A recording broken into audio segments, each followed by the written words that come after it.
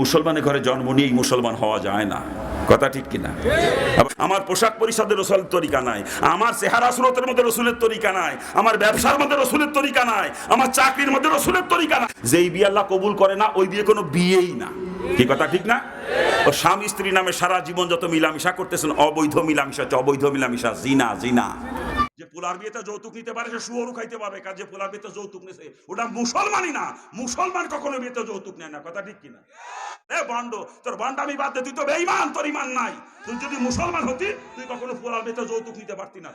এ মুসলমান বিয়েতে গায়ে হলুদ দেওয়া হারাম হারাম হারাম।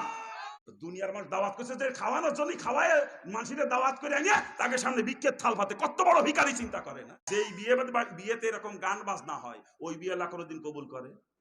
কারণ ওই মহিলা কাফের, আর কোন কাফের মহিলার সঙ্গে সংসার করা কোন মুসলমানের জন্য জায়েজ নাই। শয়তানি মহিলা নিজেও জাহান্নামে যাবে, আমারও জাহান্নামে নেবো। আমার বউ, ও শয়তানি আমার বউ, ওরে সুমো দিবানে নাকি? হ্যাঁ, ওর তালাক দিয়ে ঝাঁটা পিটা করে বিদায় করবো শয়তানি রে। ও শয়তানি নিজেও জাহান্নামে যাবে, আমারও জাহান্নামে নেবে। ওরে তালাক দিয়া ফরজ, ওরে তালাক দিয়া ফরজ। সুদের কাছে কোনো মুসলমান যাইতে পারবে না, শরীয়তে পারমিশন দেয় না, অর্থাৎ মুসলমান না খেয়ে মারা যাবে, তবু সুদের কাছে যাবে না, কথা ঠিক কিনা? যারা আজকে সুদের সঙ্গে জড়িত কালকে শুয়োর খাবেন আপনারা। সুদ যে খাইতে পারে শুয়োর খাইতে পারে, কি কথা ঠিক না? হ্যাঁ, শুয়োর খাইতে পারবেন কারা কারা? শুয়োর খাইতে পারবেন, হাত তোলেন। আর কাফের শুয়োর খাইলে কোনো গুনাহ হবে না। কাফের শুয়োর খালি গুনাহ হয় না। যারা সুদ খাইতে পারো তোরা শুয়োর খাবা কালকে, আমি অনুমতি দিয়ে গেলাম। আর যদি শুয়োর খাইতে না পারো তাহলে সুদও খাইতে পারবা না, দুটির একটা করা লাগবে। যার বাপ জীবিত আছে, বাপ জীবিত থাকতে কোনো মেয়ের জন্য মার্কেটে যাওয়া হারাম। স্বামী জীবিত থাকতে কোনো স্ত্রীর জন্য মার্কেটে যাওয়া হারাম। উপযুক্ত ভাই থাকতে কোনো মুসলমানের বোনের জন্য মার্কেটে যাওয়া হারাম। উপযুক্ত ছেলে থাকতে মুসলমানের মায়ের জন্য মার্কেটে যাওয়া হারাম। টিপ কিসের প্রতীক জানেন আপনারা? টিপ হলো বেশ্যার প্রতীক। খ্রিস্টানরা যেই কাতারে দাঁড়াবে, সপ্তাহে এক ওয়াক্ত নামাজের গোষ্ঠী একই কাতারে দাঁড়াবে। আর খ্রিস্টানরা কোথায় যাবে? খ্রিস্টানরা কোথায় যাবে? অর্থাৎ সপ্তাহে এক ওয়াক্ত নামাজের গোষ্ঠী খ্রিস্টানদের সাথে এক কাতারে জাহান্নামে যাবে। আপনারা সকলে আরিফ রেনুবু চ্যানেলে সাবস্ক্রাইব, শেয়ার, কমেন্টস দিবেন। এটার মাধ্যমে সারা বিশ্বে ইসলামের কথাগুলো, কোরআনের কথাগুলো, হাদিসের কথাগুলো ছড়িয়ে যাবে। এতে আপনি সদকায়ে জারিয়া হিসাবে আপনার আমলনামায় সওয়াব যোগ হবে। অতএব সকলের প্রতি উদাত্ত আহ্বান থাকবে, আপনারা আরিফ রেনুবু চ্যানেলকে সাবস্ক্রাইব, কমেন্ট, শেয়ার দিয়ে পাশে থাকবেন। আমি আল্লাহকে ভয় করো, হাক্কা তুকাতিহি, ঠিক যেরকম ভয় করা দরকার।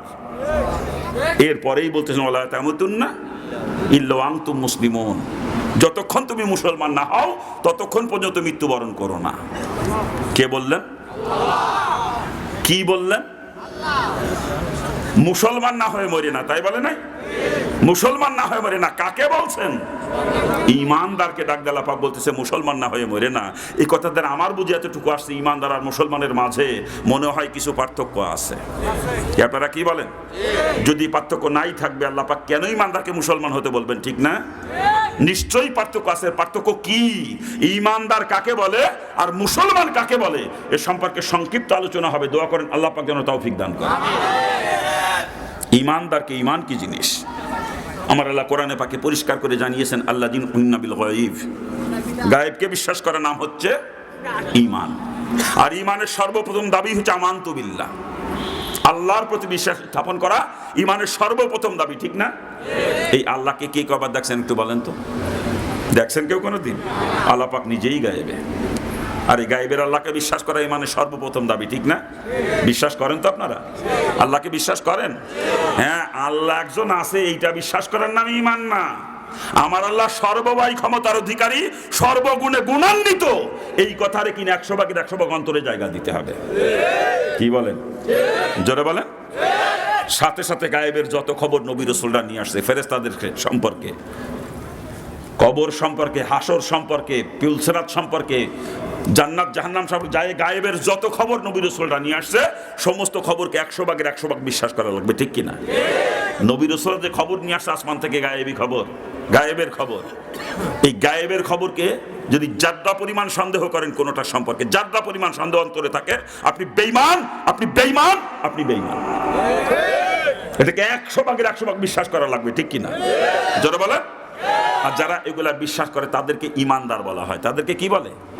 ইমানদার। আর ইমানদারকে ডাক দিলে পাক বলতেছে মুসলমান না হয়ে মরে না। তাহলে মুসলমান কারে কয় বোঝা দরকার না? কি মুসলমান কারে কয় বোঝা দরকার না? এই ইমানদারের ডেফিনেশন নিয়ে আলোচনা করতে গেলে কমপক্ষে ঘন্টা দেড়েক সময় লাগে আমার, কিন্তু আজকে সে আলোচনা করার সময় নাই, এই জন্য শেষ করে দিলাম শুরুতেই। মুসলমান কাকে বলে এ সম্পর্কে সংক্ষিপ্ত আলোচনা হবে, দোয়া করেন। ও বাজান, বাপের নাম আব্দুর রহিম, আমার নাম আব্দুল খালেক, অর্থাৎ আমি মুসলমানে করে জন্ম নিছি এই কারণে মুসলমান হয়ে গেছে এরকম না। কিন্তু তাই যদি হওয়া যাইতো, একজনের বাপ ডাক্তার, পোলা মেডিকেল কলেজের বারান্দায় যাই নাই করে নিশেও দাবি করতে পারতো আমার বাপ ডাক্তার আমিও ডাক্তার, এরকম দাবি করলে তার দাবি মানবেন আপনারা? একজনের বাপ উকিল, পোলা ল কলেজের বারান্দায় যাই নাই কোনো দিন সেও দাবি করতে পারতো আমার বাপ উকিল আমিও উকিল, কি মানা যাবে? তার দাবি মানা যাবে? ডাক্তারের পোলাকে তখনই ডাক্তার হিসেবে মানা হবে যখন সে নিজে মেডিকেল সায়েন্সের উপরে লেখাপড়া করবে, ডাক্তারি বিদ্যা অর্জন করবে, ঠিক কিনা? উকিলের পোলাকে তখন উকিল হিসাবে গ্রহণ করা হবে যখন সে নিজে LLB কমপ্লিট করবে, ল পাস করবে, উকিলাতি বিদ্যা অর্জন করবে, ঠিক না? ঠিক তদ্রুপ ভাবে মুসলমানে ঘরে জন্ম নিয়ে মুসলমান হিসাবে দাবি করা চলবে না। মুসলমান হিসাবে দাবি করতে গেলে নিজেকে মুসলমানিত্ব অর্জন করতে হবে। আর যতক্ষণ আমি মুসলমানিত্ব অর্জন করতে না পারবো, যতই মুসলমানদের দাবি করি না কেন, ও দাবি সমাজের মানুষ ঠিকই মানবে আমাকে মুসলমান বলে। বাংলাদেশ সরকার আদমশুমারির খাতায় আমার নামটা মুসলমানের দপ্তরে ঠিকই থাকবে, কিন্তু আল্লাহ পাকের দপ্তরে অতক্ষণ পর্যন্ত আমি মুসলমান না যতক্ষণ আমি মুসলমানিত্ব অর্জন করতে না পারবো। কি কথা ঠিক কিনা? জোরে বলেন। আর জন্মসূত্রে ধর্ম পাওয়া যায় না। জন্মসূত্রে ধর্ম যদি পাওয়া যাইতো, নূহ আলাইহিস সালামের বেটা কেনানও মুসলমান হইতো। কি কন আপনারা? জন্মসূত্রে যদি ধর্ম পাওয়া যাইতো, আজরের বেটা ইব্রাহিম আলাইহিস সালাম মূর্তি পূজক হইতো। কি কথা ঠিক না? জন্মসূত্রে ধর্ম পাওয়া যায় না, ধর্ম নিজেকে অর্জন করতে হয়। কথা ঠিক না? জোরে বলেন। এই জন্য মুসলমানের ঘরে জন্ম নিয়েই মুসলমান হওয়া যায় না। কথা ঠিক কিনা? আবার গরু খায় জন্মের খাওয়া, এই কারণে আমি মুসলমান হয়ে গেছি এরকমও না বাজান। আরে গরু খাইলে যদি মুসলমান হওয়া যাইতো, শকুনও তো সব থেকে বড় মুসলমান। আমি আর আপনি কত মশলাপাতি দিয়ে সিদ্ধ করে রান্না করিয়ে নরম বানায় খায়, এরপরেও গরুতি ফ্যাটের মধ্যে যে কতজনের কত অসুবিধা ঘটায়। কারোর অ্যালার্জি সাথে, কারোর আবার প্রেসারে ধাক্কা মারে, কারোর গ্যাস বাড়ে, কারোর আমসাতে, কারোর কষা হয় নাকি কান? সিদ্ধ করে নরম বানায় রান্না করে খায়, তারপরেও কত অসুবিধা ঘটায় গরুতি। আর বেচারা শকুন কিন্তু কাঁচা খাইয়ে হজম করে। গরু খাইলে যদি মুসলমান হওয়া যাইতো, শকুন আমার আপনার থেকে বড় মুসলমান হইতো। আরে বর্তমান হিন্দুরা জম্মের খাওয়া খায়, গরু জম্মের খাওয়া খায়, তবে গোপনে খায়, প্রকাশ্যে না। কি কথা ঠিক না? হিন্দুরা যদি গরু না খাইতো, গরুর গোস্ত 150 টাকা কেজিও বিক্রি হইতো না। কি কথা ঠিক কিনা? জম্মের খাওয়া খায়। ওই দেখবেন কুরবানি আসার সপ্তাহখানিক আগেই বন্ধু বান্ধবদের দাওয়াত দিয়ে তো এই কুরবানির দিন জামানে কিন্তু রাতে একটু গভীরেলি জামানে যাতে কেউ না দেখে। আপনার বাড়ি কুরবানির দিন একজন মুসলমান আইসে, তারা কুরবানি গোস্ত দিয়ে ভাত খাইতে দিয়েছেন, 2 টুকরা গোস্ত দিয়েছেন, প্রথম ফিরে আর 1 টুকরা দিতে গেলে কেবেন আর দিস না পারতেছি না, কিন্তু হিন্দুর সামনে দিয়ে দেখেন 1.5 কেজি 2 কেজি সাইতে দেয় একা। কি কথা ঠিক না? নাকি ভুল বলতেছি? মানে গরু খাইলে যে মুসলমান, তাহলে তো ওগুলো সবই মুসলমান। কি কান? গরু খাইলে এই মুসলমান হওয়া যায় না বাজান। আবার চেনুর মাথা কাটছি বলে আমি মুসলমান হয়ে গেছি এরকমও না। চেনুর মাথা কাটা বোঝেন আপনারা? আরবিতে বলে সুন্নাতে খতনা, বাংলায় কয় মুসলমানি। আপনার দেশে কি কয়? আপনার দেশে কি কয়?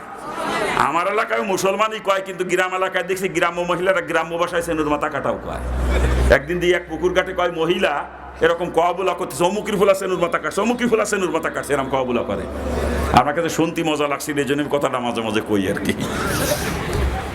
বর্তমান ডাক্তাররা পরীক্ষা নিরীক্ষা করে পাইছে যে পুরুষের শরীরে এমন কিছু রোগের সৃষ্টি হচ্ছে যে এই রোগগুলোর একমাত্র ট্রিটমেন্ট হলো খতনার, বিকল্প কোনো চিকিৎসা নাই। আর এই জন্য বর্তমান ডাক্তারের পরামর্শ মোতাবেক অনেক হিন্দু বৌদ্ধ খ্রিস্টানরাও খতনা করাইতেছে রোগের থেকে মুক্ত হওয়ার জন্য, ঠিক না? আর খতনা করাইলে যদি মুসলমান, তাহলে ওগুলো সবই মুসলমান। কি কথা কান না কেন? এই জন্য বাজান, মুসলমানের ঘরে জন্ম নিয়েই মুসলমান হওয়া যায় না, গরু খাইলেই মুসলমান হওয়া যায় না, খতনা করাইলেই মুসলমান হওয়া যায় না। মুসলমানের সাইজ একটু আলাদা। তাহলে মুসলমান কারে কয় বোঝা দরকার না? কি বোঝা দরকার না? সংক্ষেপে আলোচনা হবে। মুসলমান ওই ব্যক্তি যার ঈমান আছে, সুন্নাত তরিকায় জিন্দেগি চলে, সেই হচ্ছে মুসলমান। A to Z, up to bottom, থুতুবেলার থেকে শুরু করে নিয়ে জাতিসংঘ পর্যন্ত যেইখানে একজন মুসলমান অবস্থান করবে, ওইখানকার তার জিন্দেগি চলতে হবে সুন্নাত তরিকায়। সাথে যদি ঈমান থাকে তবে সে মুসলমান। অর্থাৎ যার ঈমান আছে, সর্ব সেক্টরে রাসূলের তরিকা এখতিয়ার করে চলে, সেই হচ্ছে মুসলমান। আর এমন কোন সেক্টর একজন মানুষের জিন্দগিতে নাই যেই সেক্টরের মধ্যে আমার রসুলের তরিকা নাই। কি বলেন আপনারা? জোরে বলেন। আপনারাই বলেন, খানা খাওয়ার মধ্যে কি রসুলের তরিকা আছে? পায়খানা প্রস্রাবের মধ্যে, ঘুমানোর মধ্যে, পোশাক পরিচ্ছদের মধ্যে, মাথার চুল কাটা ছাটার মধ্যে, গোপদাড়ি কাটা ছাটার মধ্যে, বগলের পশম, নাভির নিচের পশম পরিষ্কার করার মধ্যে, দাঁত মাজার মধ্যে, কান পরিষ্কার করার মধ্যে, হাতে পায়ে নখ কাটার মধ্যে এমন কোন সেক্টর একজন মানুষের জিন্দগিতে নাই যেই সেক্টরের মধ্যে রসুলের তরিকা নাই। কথা ঠিক কিনা? যারা বলেন ঠিক কিনা? ব্যবসার মধ্যে কি রসুলের তরিকা আছে? চাকরির মধ্যে, কৃষি কাজের মধ্যে, বিবাহ শাদীর মধ্যে, স্ত্রীর সঙ্গে মিলামিশার মধ্যে, সন্তান লালন পালনের মধ্যে, আত্মীয়দের সঙ্গে আচরণের মধ্যে, প্রতিবেশীর সঙ্গে আচরণের মধ্যে, বিধর্মীদের সঙ্গে আচরণের মধ্যে, রাজনীতির মধ্যে এমন কোন সেক্টর একজন মানুষের জিন্দগিতে নাই যেই সেক্টরের মধ্যে আমার রসুলের তরিকা নাই। আর যার ঈমান আছে সর্ব সেক্টরে রসুলের তরিকা ইখতিয়ার করে চলে, সেই হচ্ছে মুসলমান। আর একমাত্র মুসলমান যাবে জান্নাতে, আর কেউ না। জান্নাতে কে যাবে? একমাত্র মুসলমান, আর কেউ না। এই কারণে আল্লাহ পাক মুসলমান না হয়ে মরতে নিষেধ করেছে, ঈমানদারকে নিষেধ করেছে। অর্থাৎ কোন ঈমানদারও মুসলমান না হওয়া পর্যন্ত জান্নাতে যাইতে পারবে না। জান্নাত আল্লাহ পাক তৈরি করেছে শুধু মুসলমানের জন্য, আর কারো জন্য নয়। ওখানে আর কারো কোনো অধিকার নাই, ওটা মুসলমানের সম্পদ। কথা ঠিক কিনা? মুসলমান না হওয়া পর্যন্ত ইমানদারের জন্য জান্নাত হারাম। একমাত্র মুসলমান যাবে জান্নাত, আর কেউ না। আর এই কারণে আল্লাহ পাক ইমানদারকে মুসলমান না হয়ে মরতে নিষেধ করেছেন, কারণ মুসলমান না হয়ে মারা গেলে জাহান্নামের আগুনে পোড়া লাগবে। বড় মুসিবত। অনেকের মনে খটকা লাগতে, হুজুর কইল কি ইমানদারের জন্য জান্নাত হারাম? হ্যাঁ বাজান, মুসলমান হয়ে যদি দুনিয়া থেকে বিদায় নিতে পারেন আপনি সরাসরি জান্নাতি। আর মুসলমান না হয়ে যদি বিদায় নেন, আপনাকে জাহান্নামের আগুনে পুড়াইয়া মুসলমান বানানো হবে, এরপরে জান্নাতে নেওয়া হবে, তার আগ পর্যন্ত না। অর্থাৎ মুসলমান না হওয়া পর্যন্ত কোনো ঈমানদারও জান্নাতে যাইতে পারবে না। ঈমানদারের জন্য জান্নাত হারাম। বুঝে আসছে কথা? কথা বুঝে আসছে? আর এই কারণে আল্লাহ পাক মুসলমান না হয়ে মরতে নিষেধ করেছে। আমিও পাও দুইকেন ধরে অনুরোধ করে বলতেছি, মুসলমান না হয়ে কেউ দুনিয়া থেকে বিদায় নিয়েন না। মুসলমান না হয়ে মরলে কিন্তু খবর আছে। মুসলমান না হয়ে মরলে খবর আছে, জাহান্নামের আগুনে পুড়িয়ে পুড়িয়ে মুসলমান হতে হবে। যেই জাহান্নামের এক মুহূর্তের আযাব সহ্য করার দুনিয়ার কারো ক্ষমতা নাই। আমি পারবো না, কসম খোদার আমি পারবো না সহ্য করতে। হিন্দু অবস্থায় কোরআন হাদিস পড়তাম, আর জাহান্নামের বিবরণগুলো যখন পড়তাম অন্তর মধ্যে কাঁপিয়ে কাঁপিয়ে উঠতো। এই আযাবকে আপনি সহ্য করবো? এ তো সহ্য করার মতো না। ওই জাহান্নামের আযাবের ভয় যখন অন্তরে জমা হয়েছিল, তখন পাগলের মতো হয়ে গেছিলাম। আমি কেমনে বাঁচবো আযাব থেকে? তো সহ্য করার মতো, আমি সহ্য করতে পারবো না। তখন কিসের মা বাপ, কিসের আত্মীয় স্বজন, কিসের অর্থ সম্পদ, কিসের নেতৃত্ব কর্তৃত্ব, আমাকে কোনো কিছু আটকে রাখতে পারে না। সব কিছু লাথি মারে ফেলে রেখে চলে আসছি। জাহান্নাম থেকে বাঁচার জন্য ইসলাম গ্রহণ করছি, অন্য কোনো কারণে না। ওই জাহান্নামের ভয়তে খালি ইসলাম কবুল করছি, অন্য কোনো কারণে না। কারণ ওই আযাব আমি এক মুহূর্তের জন্য সহ্য করতে পারবো না, এক মুহূর্তের জন্যও না। আর ওই জাহান্নামের আগুনে পুড়িয়ে পুড়িয়ে যদি মুসলমান হতে হয় যে কত কঠিন হবে বাজান, এখন বুঝে আসতেছে না, এখন বুঝে আসতেছে না। মানে পাও দুইকেন ধরে বলতে, পাও দুইকেন ধরিয়ে মুসলমান না হয়ে দুনিয়া থেকে বিদায় নিয়েন না, তাহলে জাহান্নামে যাওয়া লাগবে। কিন্তু যদি মুসলমান না হয়ে বিদায় না, আল্লাহ পাক আমাদের সকলকেই খাঁটি মুসলমান হয়ে দুনিয়া থেকে বিদায় না তৌফিক দান করুক। জোরে বলেন আমিন। জোরে বলেন না আমিন। মুসলমান কারে কয়? যার ঈমান আছে, সুন্নাত তরিকায় জিন্দেগি চলে, সেই হচ্ছে মুসলমান। কথা ঠিক কিনা? আপনার ঈমান আছে, সুন্নাত তরিকা আপনার মধ্যে নাই, আপনি মুসলমান না। আবার আপনার ভিতরে সুন্নাত তরিকা আছে কিন্তু আপনার ঈমান নাই, আপনিও মুসলমান না। এই দুটা সমন্বয় যার মধ্যে করছে, যার ঈমান আছে, সুন্নাত তরিকায় জিন্দেগি চলে, সেই হচ্ছে মুসলমান। এই কথাটাই আল্লাহ পাক কোরআনে পাকের মধ্যে বোঝানোর চেষ্টা করেছেন, ইন্নাল্লাযীনা আমানু ওয়া আমিলুস সলিহাত। এই দুইটা গুণ যার মধ্যে আছে, যার ঈমান আছে, নেক আমল করে, সেই হচ্ছে মুসলমান। আর এরাই যাবে জান্নাতে, আর কেউ না, আর কেউ না। এদের সম্পর্কে আল্লাহ পাক খোঁজ খবরই শোনাইছেন কোরআনে পাকে, বিভিন্ন জায়গায় বিভিন্ন রকম খবর শোনাইছেন। এক জায়গায় বলতেছেন কানাত লাহুম জান্নাতুল ফিরদাউসি নুজুলা, আর এক জায়গায় বলতেছেন জান্নাতুন তাজরি মিন তাহতিহাল আনহার। এই দুইটা গুণ যার মধ্যে, যার ঈমান আছে, যে নেক আমল করে, এরাই জান্নাতে যাবে। এই সম্পর্কে আল্লাহ পাক কোরআনে পাকে বহুত ঘোষণা দিয়েছেন, ঠিক না? জোরে বলেন। আর এ ব্যাপারে রাসূলের অগণিত হাদিস রয়ে গেছে, এরাই শুধু জান্নাতে যাবে, আর কেউ যাবে না। যার ঈমান আছে, নেক আমল করে। এখন নেক আমল করে কয়, তাও তো আমরা বুঝি না। আমরা মনে করি নামাজ পড়া নেক আমল, রোজা রাখা নেক আমল। হ্যাঁ রে, নামাজ পড়া রোজা রাখা খালি নেক আমল না। যেই কাজের মধ্যে আমার রাসূলের তরিকা আছে, ওটা রাসূলের তরিকায় করলে নেক আমল। আর রাসূলের তরিকার খেলাফ হলে ওটাই আল্লাহ পাকের নাফরমানি, ঠিক না? জোরে বলেন। নামাজ যতক্ষণ রসুলের তরিকায় হবে ততক্ষণ নেকামল হবে। রসুলের তরিকার খেলাফ হলে নামাজও আল্লাহ পাকে নাফরমানি, ঠিক না? রোজা যতক্ষণ রসুলের তরিকায় খেলাফ হলে রোজাও নাফরমানি, কথা ঠিক না? পক্ষান্তরে পায়খানা প্রসাব রসুলের তরিকা হলে পায়খানা প্রসাব নেকামল, ঠিক না? ঘুম রসুলের ঘুম নেকামল, খানা রসুলের তরিকায় খাইলে শুধু পেট ভরবে না, নেকামল হয়ে যাবে, কথা ঠিক কিনা? এক কথায় রসুলের তরিকায় কাজ করার নামই হচ্ছে নেকামল। অর্থাৎ যার ঈমান আছে, রসুলের তরিকায় জিন্দেগি চলে, সেই হলো মুসলমান। ঈমান আছে, নেকামল করে, সেই মুসলমান, কথা ঠিক না? যারা বলেন ঠিক কিনা? আল্লাহ পাক সকলকে বোঝার তৌফিক দান করুন। আমরা তো লম্বা চড়া দাবি করি মুসলমান বলে, রসুলের তরিকা কে আছে আমাদের মধ্যে? কোথায় আছে রসুলের তরিকা বলেন? কোথায় আছে? আমার পোশাক পরিচ্ছদের রসুলের তরিকা নাই, আমার চেহারা সুরতের মধ্যে রসুলের তরিকা নাই, আমার ব্যবসার মধ্যে রসুলের তরিকা নাই, আমার চাকরির মধ্যে রসুলের তরিকা নাই। কোথায় আছে বলেন? কোথায় আছে রসুলের তরিকা? আজকে বর্তমান সমাজে বিয়ে শাদী যা হচ্ছে তা কি রসুলের তরিকায় হচ্ছে? বিয়ে শাদী কি রসুলের তরিকায় হচ্ছে? অথচ সুন্নাত তরিকা ব্যতীত কোনো আমলই আল্লাহ পাকের দরবারে গ্রহণযোগ্য নয়, কি কথা ঠিক কিনা? সুন্নাত তরিকা ছাড়া কোনো আমল আল্লাহ কবুল করে? সভাপতি ঘুমাইলে চলবে না, বসে শোনা লাগবে। জি, ওই চোখ বন্ধ করে বসে থাকলে ঘুম এসে যাবেন। কোথায় রাখছি কথা? বলতেছিলাম সুন্নাত তরিকার খেলাফ কোন আমলই আল্লাহ তাআলা কবুল করেন না, কথা ঠিক কিনা? জোরে বলেন। সুন্নাত তরিকা ব্যতীত কোন আমল আমার মাবুদের দরবারে গ্রহণযোগ্য নয়, কথা ঠিক কিনা? জোরে বলেন। আপনি নামাজ পড়েছেন সুন্নাত তরিকার খেলাফ, নামাজ হবে? রোজা রেখেছেন সুন্নাত তরিকার খেলাফ, রোজা হবে? ঠিক তদ্রূপ আপনার বিয়ে হয়েছে সুন্নাত তরিকার খেলাফ, ও বিয়ে আল্লাহ তাআলা কবুল করে নাই, অতএব আপনার বিয়ে হয় নাই। যেই বিয়ে আল্লাহ কবুল করে না ওই বিয়ে কোনো বিয়েই না, কি কথা ঠিক না? ও স্বামী স্ত্রী নামে সারা জীবন যত মিলামিশা করতেছেন, অবৈধ মিলামিশা হচ্ছে, অবৈধ মিলামিশা, জিনা। জিনা আর জিনার মাধ্যমে সন্তান জন্ম নিলে কি হয়? জিনার মাধ্যমে সন্তান জন্ম নিলে কি হয়? হারামজাদা, হারামজাদি, অবৈধ সন্তান, জারোর সন্তান, জারোর সন্তান, যাওরা, যাওরা। আমার এলাকায় গ্রাম্য ভাষায় কয় জাইরিও। কি কয়? জাইরিও, জাইরিও গ্রাম্য ভাষায় কয়। আজকে অধিকাংশ মুসলমানের ঘরে যার সন্তানের জন্ম হচ্ছে শুধু সুন্নাত তরিকায় বিয়ে না হওয়ার কারণে। কারণ যে বিয়ে সুন্নাত তরিকার খেলাফ, ও বিয়ে আল্লাহ কবুলই করেন, ওদের বিয়েই হয় নাই। ওরা সন্তান যে কটা জন্ম দেবে সব কয়টা যাওরা হবে, সব কয়টা। আর এই কারণে বর্তমান সমাজের পরিস্থিতি দেখেন, ছেলে বাপরে জুতো দিয়ে পিটায়, মারে স্ত্রীর কথা মতো গাড় ধাক্কা দিয়ে বাড়িতে বের করে দেয়, আছে না? আছে না? খোঁজ নিয়ে দেখেন ওই সন্তান বৈধ সন্তান না, ওটা বৈধ সন্তান, ওটা অবৈধ জারজ। সত্যিকারে বৈধ সন্তান হতো, ও কখনো মা বাপের উপরে টর্চারিং করতো না, মা বাপের নাফরমানি করতো না, কথা ঠিক কিনা? আজকে আমরা ওয়াজ করতে গেলে গার্জিয়ান এসে আমাদের কাছে অভিযোগ করে, কয় হুজুর ছেলে মেয়েরা আজকাল মা বাপের কথা শোনে না, মা বাপের খেদমত করেন, হুজুর এই ওয়াজ একটু করবেন, যাতে মা বাপের কথা শোনে, মা বাপের খেদমত করে, এই ওয়াজ একটু করবেন। আমি কি ওরে ওয়াজ বাইটি খাওয়ালেও কোনো লাভ হবে না, কারণ জন্মই বৈধ না, কি কথা ঠিক না? ওরে ওয়াজ বাইটিয়ে খাওয়ালেও কোনো লাভ হবে না, ও জীবনে কোনোদিন মা বাপের কথা শুনবে না, কারণ যার সন্তান কখনো মা বাপের কথা শোনে না, কথা ঠিক কিনা? যারা বলেন ঠিক কিনা? আর আপনার বিয়ে যদি সুন্নাত তরিকায় হতো, সন্তান বৈধ হতো, তার জন্য কোনো ওয়াজ নসিহত থাকতো না। কসম খোদার, বৈধ সন্তান কখনো মা বাপের নাফরমানি করে না, কি কথা ঠিক না? জোরে বলেন। খালি কই ছেলে মেয়ে কথা শোনে না। আপনার বিয়ে কি হয়েছে?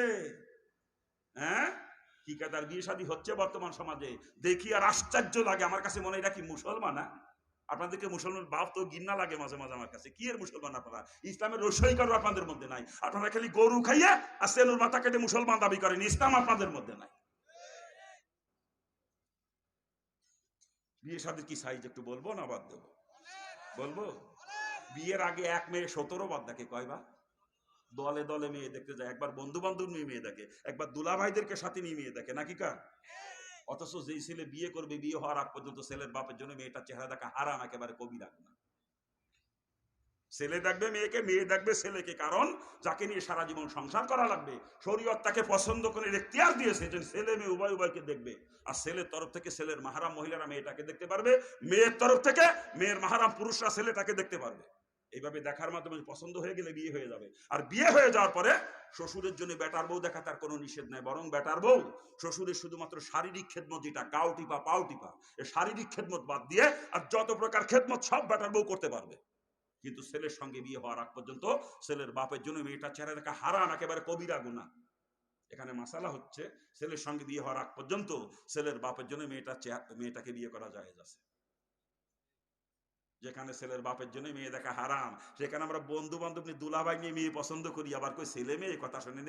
এই ওইভাবে মেয়ে পছন্দ করে বিয়ে করলে ওই ঘরে ছেলে যদি একটা জন্ম নেয়, ওটা বাইজিদ বুস্তামি হবে না কোনোদিনও, ওটা হবে খুলনার এরশাদ শিকদার। কই ছেলে মেয়ে কথা শোনেন, আপনার বিয়েই তো হয় নাই, আপনি জন্ম দিয়েছেন জাউরা, ও জাউরা জীবনেও কথা শুনবে না, জীবনেও না।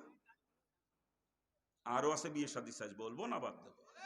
বর্তমান আমার এলাকায় তো যৌতুক ছাড়া বিয়েই হয় না। আপনার এলাকায় মুসলমানরা ভালো আছে, এরা বিয়েতে যৌতুক নেয় না, কিন্তু আমার এলাকায় যৌতুক নেয় বিয়েতে।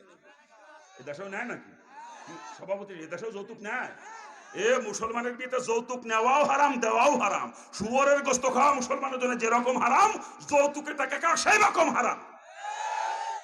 বরং শুয়োরের গোস্ত খালি খালি হারাম খাওয়ার গুনাহ হয়, আর যৌতুকের টাকা আমরা খাইতেছি ও টাকা তো হারামই।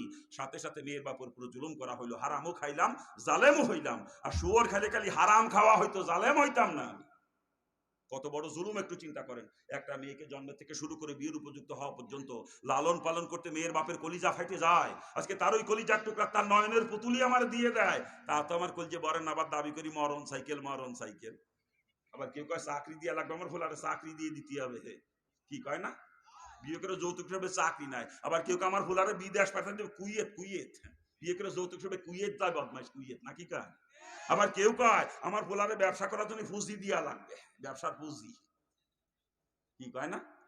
তবে হ্যাঁ, মেয়ের বাপ যদি সামর্থ্যবান হয়ে থাকে আর মেয়ে জামাইকে সুখে শান্তিতে রাখার জন্য মোটর সাইকেল না প্রাইভেট কার একটা দিয়ে দেয়, পাজেরো বা নিশান পেট্রোল, কোনো আপত্তি নাই, ঠিক কিনা যারা বলেন। চাকরি পিওনের ডানা দিয়ে শ্বশুর যদি বেটি জামাইকে বড় অফিসার বানা দেয়, আলহামদুলিল্লাহ, কথা ঠিক কিনা যারা বলেন। আর কুয়েত না পাঠায় শ্বশুর যদি বেটি জামাইরে জাপান ফাটা দেয়, আরো ভালো না? জাপান ফাটা দিলে আরো ভালো না? আর ব্যবসার পুঁজি নয় শুধু, শ্বশুর যদি বেটির জামাইরে মেয়ের জামাইরে ইন্ডাস্ট্রির মালিক বানা দেয়, কোনো অসুবিধা নাই, কথা ঠিক কিনা। কিন্তু মনে রাখতে হবে, ছেলে আলাদের তরফ থেকে চেয়ে বা দাবি করে বা কোনো প্রকার বাহানা খাটাইয়া মেয়ের গার্জিয়ানের কাছ থেকে চাইলে না পয়সাও যদি নেওয়া হয়, ওটা হলো যৌতুক। আর শুয়োরের গোস্ত খাওয়া আর যৌতুকের টাকা খাওয়ার মধ্যে কোনো পার্থক্য নাই। অতএব যারা সে পুলার বিয়েতে যৌতুক নিয়ে পুলা বিয়ে করাইছেন, কালকে থেকে শুয়োর খাবেন আপনারা। যে পোলার বিয়েতে যৌতুক নিতে পারে সে শুয়োরও খাইতে পারবে, কারণ যে পোলার বিয়েতে যৌতুক নিছে ওটা মুসলমানই না। মুসলমান কখনো বিয়েতে যৌতুক নেয় না, কথা ঠিক কিনা। হতে পারে সে হাজী সাহেব, হতে পারে তবলিগের মোবালেক বা সরমুনার মুরিদ, নাকি কান, কিন্তু এই বদমাইশ মুসলমান না। ও যদি মুসলমানই হতো, ও কখনো পোলার বিয়েতে যৌতুক নিতে পারতো না। এরকম যদি কেউ থাকে এলাকাটা জুতো দিয়ে ফিটিয়ে বেঁধে বিয়াইকেল পুরার বিয়েতে যৌতুক সরমুনার মুরিদ দাবি করে, বদমাইশ। নামাজ পড়ে 9 ওয়াক্ত, ইশরাক সাজ তাওয়াবিন তাহাজ্জুদ কোনটা বাদ দেয় না, করে 9 ওয়াক্ত পড়ে। বন্ড, তোর বন্ডামি বাদ দে, তুই তো বেঈমান, তোর ঈমান নাই। তুই যদি মুসলমান হতি, তুই কখনো পুরার বিয়েতে যৌতুক নিতে পারতি না। তুই ওটা সরমুনার মুরিদ না, বদমাইশ শয়তানের মুরিদ। এ শয়তান, তুই কোনোদিন সরমুনায় যাবি না, তোর কারণে আমার শায়েকের বদনাম হয়, তোর কারণে। মানসিক সরমুনার মুরিদ পুলার বিয়েতে যৌতুক নিছে, তোর কারণে শায়েকের বদনাম। তুই শয়তান আর চরমুনায় যাবি না কোনোদিন, তুই মুসলমানই না। তোর টুপি দাড়ি জুব্বা সব ভণ্ডামি, ও ভণ্ডামি বাদ দে। যৌতুক নিয়ে করে বিয়ে, আবার কয় ছেলে মেয়ে কথা শুনে নাকি কায়দারে। এই যৌতুক নিয়ে বিয়ে কিলো করে ছেলে যদি একটা জন্ম নেয়, ওটা সরমুনার মরহুম পীর সৈয়দ ফজলুল করিম রহমতুল্লাহ হবে না কোনোদিনও, ওটা হবে শয়তান দেওয়ান বাগি। কই ছেলে মেয়ে কথা শুনে না, কেন শুনে না চিন্তা করেন, আপনার বিয়েই তো হয় নাই। আর বর্তমান আমার এলাকায় বিয়েতে আবার গায়ে হলুদ দেয়, আপনার দেশে দেয় না, আমার এলাকায় দেয়। এদেশেও দেয়, এদেশেও দেয়। এ মুসলমান, বিয়েতে গায়ে হলুদ দেওয়া হারাম, হারাম, হারাম। সে গায়ে হলুদের সিস্টেম কি বর্তমান, উরি বাপরে বাপ। মাইক্রো ভাড়া করে, হাইস হাইস হাইস ভাড়া করে যুবতী যুবতী মেয়েদেরকে সাজায় একেবারে। ওরে সাজা সাজে রে, দেখলে পরে মনে হচ্ছে এক ঝাঁক ডানা কাটা হরি। ছেলের বাড়িতে একদল যুবতী মেয়েকে সাজায় পাঠায় দেয় মেয়ের বাড়ি মেয়ের গায়ে হলুদ দিতে, আবার মেয়ের বাড়ি থেকে একদল যুবতী মেয়েকে পাঠায় দেয় ছেলের বাড়ি ছেলের গায়ে হলুদ দিতে। আর দেবরের বিয়ে তো ভাবিরা দেবরের গায়ে হলুদ মাখাইয়ে কসলায় কসলায় ডুলে ডুলে গোসল করা দেয়, ভাবিরা দেবরের গোসল করায় কসলায় কসলায়। কি কথা ঠিক না ভুল বলতে? অথচ দেবর আর ভাবিতে দেখা দেওয়া হারাম, কবিরা গুনাহ, কবিরা গুনাহ। আর একটা কবিরা গুনার নিম্নতম সাজা 7000 বছর জাহান্নাম। চিৎকার দিয়ে বলেন নাউজুবিল্লাহ। দেবর আর ভাবিতে মাত্র একবার দেখা দিবে, দুইজনের জন্য কমপক্ষে 7000 বছর জাহান্নামের ফয়সালা, দুইজনের জন্যই। আর ভাবিরা দেবরের গায়ে হলুদ মাখায় কসলা কসলায় ডলি ডলি গোসল করা যায়, দেবর ভাবিতে কসলা কসলি হলুদ মাখার নামে, গায়ে হলুদের নামে।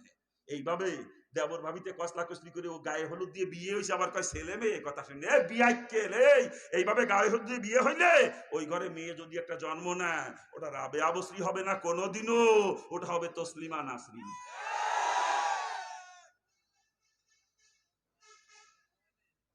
খালি কই ছেলে মেয়ে কথা শোনে না, কেন শোনে না চিন্তা করেন না? আপনার বিয়েই তো হয় নাই, আপনি জন্ম দিয়েছেন জাউরা, ও জাউরা জীবনেও কথা শুনবে না, জীবনেও না। আরো আছে, বলবো না বাদ দেব। মুসলমানের বিয়েতে মহিলারা বরযাত্রী যায়, আপনার এলাকায় যায় না, আমার এলাকায় যায়, দেখছি মহিলারা বরযাত্রী। এদেশেও যায়, এদেশেও যায়। চিন্তা করেন মুসলমানের বিয়েতে মহিলা বরযাত্রী, চিন্তা করেন। আপনার যে মেয়ে ছেলে পাঠান বরযাত্রী বিয়েতে, একটু চিন্তা করে দেখছেন কোনোদিন?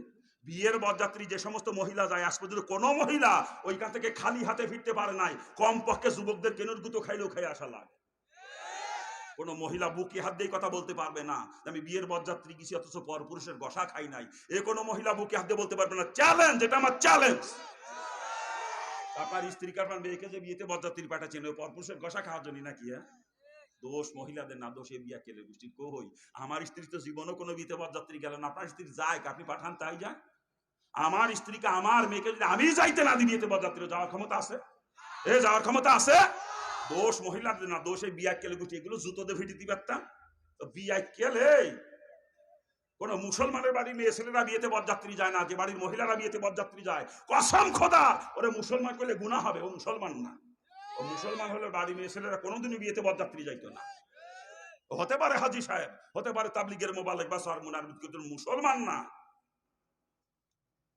খারাপ লাগতেছে নাকি? আরো আছে, বলবো না বাদ দেবো? বলবো। হ্যাঁ, নতুন বউ বিয়ে করে বাড়ি এনে বর্তমানে হাল খাতা করে মুসলমান। আপনার দেশে করে কিনা জানি না। আমার এলাকায় নাম দেশে বউ বাতা। আপনার এলাকায় কি কয়? আমি ওইটার নামে তুই হাল খাতা।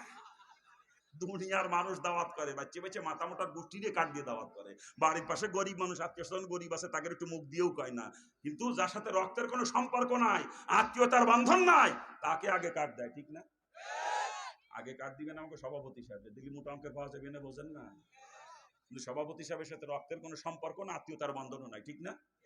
কিন্তু প্রতিবেশী আছে গরিব মিসকিন, আত্মীয় স্বজন আছে গরিব, তাকে দাওয়াত করে না। মানুষের দাওয়াত করেছে, খাওয়ায় খাওয়াইয়ে মানুষের বউ দেখায়। আর বউ দেখে দেখে এক একজন এক একটা নজর দেয়। কেউ দেয় নাকের ফুল, কেউ কানের দুল, কেউ হাতের আংটি, কেউ ঘড়ি, কেউ বদনা, কেউ জব, কেউ কলস, কেউ ফিন্নিছেন, কেউ গলাচ্ছেন নাকি কান, আবার কেউ নগদ টাকাও দেয় নাকি কান। হ্যাঁ, কত বড় ভিখারি বদমাইশ, আধুনিক ভিখারি, আধুনিক ভিখারি। এমনি তো ভিখারিরা মানুষের বাড়ি যে বাড়ি যে ভিক্ষে করে, ঠিক না? আর বদমাইশ নিজের বাড়ি দাওয়াত দিয়ে আসে, কৌশল করে সাইডে খাওয়ার দাওয়াত দিয়ে আইনে সাইডে খাওয়াইয়া তাকে সামনে ভিখারির থাল, ভিক্ষার থাল পাতে। এই বদমাইশ, লজ্জা করে না ভিখারি বদমাইশ? এই তুই নিমসার বাজারে চৌরাস্তায় বসিস না কালকে থাল দিয়ে, আমি কিছু দিয়ে যাবো ভিখারিকে টাকা। দুনিয়ার মানুষ দাওয়াত করছে যে খাওয়ানোর জন্য, খাওয়ায় মানুষের দাওয়াত করে আনিয়া তাকে সামনে ভিক্ষের থাল পাতে। কত বড় ভিখারি চিন্তা করে না? খারাপ লাগে নাকি? খারাপ লাগে বাজার। আবার কি ডাকি দেয় টাকা, তাই লেখে লেখে না, খালি রেখে শেষ করে না। ওই দেখবেন রাত্রিবেলা যখন অনুষ্ঠান শেষ হয়, কয়েকজনে কাগজ কলম নিয়ে হিসেব করতে বসে। মাল জিনিস যা উঠিতে সব সামনে নিয়ে বসে হিসেব করতে, কোনটার বাজারে কত মূল্য আছে দাম ধরে ধরে হিসেব করে। হিসেব করে দেখে যে কত খরচ করেছে আর উঠিছে কত, হাল খাতা যে করলাম লাভ হয়েছে না লস হয়েছে, হিসেবও করে। এই জন্য ওইটার নাম তুই হাল খাতা। আমার নাম তো ঠিক আছে তো? আমার নাম তো ঠিক আছে তো? হ্যাঁ, আপনি পোলা বিয়ে করাইছেন, ছেলে বিয়ে করাইছেন, আপনার ঘরে নতুন বউ আসছে। ঘরে নতুন বউ আসাতে আপনি খুশি, খুশি হয় না মানুষ? ঘরে নতুন বউ আসলে খুশি হয় না? আর এই খুশিতে প্রতিবেশীদেরকে বা আত্মীয় স্বজনকে দাওয়াত করে খাওয়ানো সুন্নাত, যেটাকে বলা হয় অলিমা। কি বলে? অলিমা করা কি সুন্নাত, কিন্তু কারো কাছ থেকে কোনো বিনিময় নেওয়া হারাম। আমি পোলা বিয়ে করাইছি, এতে আমার ঘরে নতুন বউ আছে, আমি খুশি হয়ে প্রতিবেশীদেরকে আত্মীয়স্বজনকে দাওয়াত করে খাওয়াবো, ওরা সুন্নাত তরিকায় খাইয়ে চলে যাবে। যদি কেউ কিছু নিয়ে আসে ওটা ফেরত দিয়ে দিতে হবে। ভাইজান, আমি আমার ছেলের বিয়ে করেছি, আমি অলিমা করছি, আমি হাল খাতা খুলি নাই, ব্যবসা করতে বসি নাই, আপনি না জানিয়ে নিয়ে আইছেন, ফেরত নিয়ে যাওয়া লাগবে, আমি রাখতে পারবো না, রাখি আমার ছেলের বিয়ে নষ্ট হয়ে যাবে। কিন্তু ফেরত দিয়ে এত দূরের কথা, ওই ব্যবসা করার জন্যই তো অনুষ্ঠান পাতায় নাকি কয়? হ্যাঁ, নিজের ঘরে টাকা নাই, বদমাইশ বেড়া ক্ষেত্রে লোন তোলে, গ্রামীণ ব্যাংকেতে লোন তোলে, ইন্দুর কাছে সুদে টাকা নাই, ইন্দুর কাছে সুদে টাকা নিয়ে অনুষ্ঠান পাতায় ব্যবসা করার জন্য। আবার কয় ছেলে মেয়ে কথা শুনে না, বিয়ে কেলে এভাবে গায়ে হলুদ এইভাবে হাল খাতা করে বিয়ে করে আবার ছেলে মেয়ে কথা শুনবে বিয়াক্কেল, ওই ঘরে কিয়ামত পর্যন্ত একটা নেক সন্তান জন্ম নেবে না, কিয়ামত পর্যন্তও না। এগুলো দলিল পালি লিখে রাখেন, দলিল এগুলো। খালি কোন ছেলে মেয়ে কথা শোনে না, কেন শোনে না? মুসলমানের সন্তান তো এরকম হওয়ার কথা ছিল না, কেন হচ্ছে? পিছনে কারণ কি? এইটা খোঁজ করি না আমরা কেউ। মুসলমানের সন্তান মা বাপের কথা শুনবে না, এটা অসম্ভব, কথা ঠিক না? কিন্তু আজকে হইতেছে, তাই শুনতেছে না। স্ত্রীর কথা মতো বাপের ঘাট ধাক্কাতে বাড়িতে বের করে দেয়, মারে জুতো দিয়ে ফিটে স্ত্রীর কথা মতো। হ্যাঁ, আফসোস আফসোস। আর আমরা হুজুরা এসে খালি মা বাপের খেদমতের ওয়াজ করি, নাকি কা? মা বাপের খেদমতের ওয়াজ করি। আরে খেদমতের ওয়াজ করে বাইটি ওরে খাওয়াই দিলেও কোনো লাভ হবে না, কারণ জন্মই বৈধ হয় নাই। যে বৈধ সন্তান কেমনে সমাজে আসে সেই ওয়াজ করা দরকার। কি কথা কন নাকি আপনারা? হ্যাঁ, আরো আছে বিয়ে শাদী, সাজ বলবো না বাদ দেবো? বর্তমান দেনমোহন ধরে 5 লাখ 7 লাখ 10 লাখ পর্যন্ত, নাকি কা? মেয়েরা চিন্তা করে ধরে দাও 10 লাখ যাতে মাইরে তালাক দিতে না পারে, তালাক দিলি কোর্টে যে কেস করবো 10 লাখ আদায় করে ছাড়বো। আর ছেলেরা চিন্তা করে জাদুতি যে দরুক যদি আমরা দেবো তালাক দিচ্ছি না। তার মানে মুসলমানের দারুণে তালাক দিলেই মোহরানা দেওয়া লাগে, নাকি? হ্যাঁ, এ বিয়াক্কেল মুসলমান, তালাক দিলে মোহরানা দিতে হয় না, বিয়ে করে আগে স্ত্রীর মোহরানা পরিশোধ করতে হয়, এরপর স্ত্রীর কাছে যাইতে হয়। মোহরানা পরিশোধ না করার পর স্ত্রীর কাছে যাওয়া হারাম, জায়েজ নাই, হারাম। আর এই জন্য মোহরানা তোর ছেলের সামর্থ্য অনুযায়ী। হ্যাঁ, আমি যদি 10 লাখ দেওয়ার ক্ষমতা রাখি, ধরেন 10 লাখ, আপত্তি নাই, কিন্তু আমি দিতে পারবো 10,000, ধরে দেবেন 2 লাখও চলবে না। কি কথা ঠিক না? সারা জীবন স্ত্রীর মোহরানা পরিশোধ করলাম না, সন্তান একটার পর জন্ম দিয়েই যাচ্ছি, আবার কই ছেলে মেয়ে কথা শুনি নাই। মোহরানা পরিশোধ না করে যে সন্তান জন্ম দিয়েছেন, ও সন্তান কথা শুনবে, চিন্তা করেন কি করে? ও জন্মই তো বৈধ হয় না।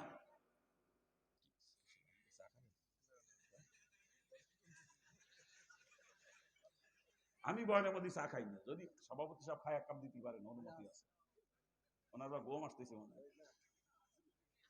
আমি চা খাই না বয়নের মধ্যে, না আমি চা খাই না। কোথায় রাখছি কথা? আপনি জান কই স্যার? কোনো কথা চলবে না, চুপ করে বসা লাগবে, যে ওয়া শোনা লাগবে।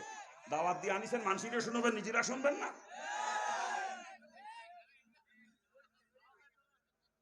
কোথায় রাখছি কথা? কোথায় রাখছি কথা? হ্যাঁ, আরে আরো আছে, বলবো না বাদ দেবো? বলবো। হ্যাঁ, ও বাজান, মুসলমানের বিয়েতে গান বাজনা হয়, আপনার দেশে হয় না, আমার এলাকায়। আগে মাইক বাড়া করে, তো বর্তমানে মাইকটাই চলে না, বর্তমানে ডেকসেট ওরে ধুমধারাক্কা চলে রে। বিয়ে বাড়ির বক্সের বাড়ির গুতো এলাকার মানুষ ঠিক মতো নামাজ কালামও করতে পারে না, ওই এলাকার মানুষ রাত্রির মধ্যে ঘুমাতে পারে না, ঠিক না? জোরে কান ঠিক কিনা? যেই বিয়েতে এরকম গান বাজনা হয়, ওই বিয়ে আল্লাহ কোনোদিন কবুল করে? ওই বিয়ে কোনোদিন আল্লাহ কবুল করে? ওরা ছেলে মেয়ে যে কটা জন্ম দেবে সব কটা জারি হবে, সব কয়টা। এভাবেই চলবে মুসলিম সমাজ, না পরিবর্তন আনা দরকার? এভাবেই চলবে না পরিবর্তন আনা দরকার? ওরা আমি হিন্দুর বাচ্চা জন্মের পরের থেকে দেখতাম আমার আত্মীয় স্বজনরা এইগুলো করতো, কিন্তু আজকে মুসলমানের দিকে আপনারা মুসলমানরা ওই হিন্দুদেরকে ছেড়ে একদাপ নিচে নেমে গেছেন। আপনাদেরকে মুসলমান বাপ তো ঘৃণা লাগে আমার। আমি মুসলমান, আপনারা না। আপনারা যা করেন এগুলো মুসলমানের কাজ না, মুসলমান এগুলো করতে পারে না কখনো। আমি মুসলমান, আপনারা মুসলমান পরিচয় দিয়েন না। মুসলমান আমি, আপনারা না। আল্লাহ পাক আমাদেরকে হেফাজত করুন। আরে জোরে কান না আমি। এভাবেই চলবে না, পরিবর্তন আনা দরকার। আজকে যারা মুরব্বী আছেন, এখানে গার্জিয়ান আছেন, গার্জিয়ানদের পা হাত দিয়ে অনুরোধ করে বলতেছি, কোন গার্জিয়ান ছেলে মেয়ের বিয়ে সুন্নাত তরিকার খেলাপাত দিয়েন না, যার সন্তানের জন্ম সমাজ আর আপনারা দিয়েন না। পাও ধরিছি। আর যারা যুবক আছো আজকে সমাজে এখনো বিয়ে শাদী করো নাই, বাবারে তোমার পাও ধরে বলতেছি, বাবা তুমি অঙ্গীকার করো আমি একজন মুসলমান, আমি সুন্নাত তরিকার খেলাপ বিয়ে করব না, যার সন্তানের জন্মদাতা আমি হব না। কি যুব সমাজ অঙ্গীকার করা যায় না? যুব সমাজ অঙ্গীকার করা যায় না? আল্লাহ পাক যুব সমাজকে কবুল করুক, জোরে বলেন আমিন। আরে জোরে বলেন না আমিন। কি আলোচনা করব বলেন? আফসোস, কোথায় আছে রাসূলের তরিকা? দাবি তো করি মুসলমান বলে, মুসলমান ওই ব্যক্তি যার ঈমান আছে, সুন্নাত তরিকায় জিন্দেগি চলে, সেই হচ্ছে মুসলমান। আমার কোথায় রাসূলের তরিকা আছে বলেন? ব্যবসা করি ইহুদি নাসারার মতো, চাকরি করি খ্রিস্টানের মতো, খানা খাই জানোয়ারের মতো, ঘুমাই কুত্তার মতো। কি কথা ঠিক না? কোথায় আছে রাসূলের তরিকা বলেন? কোথায় আছে? মুসলমান দাবি করেন, কোথায় রাসূলের তরিকা বলেন?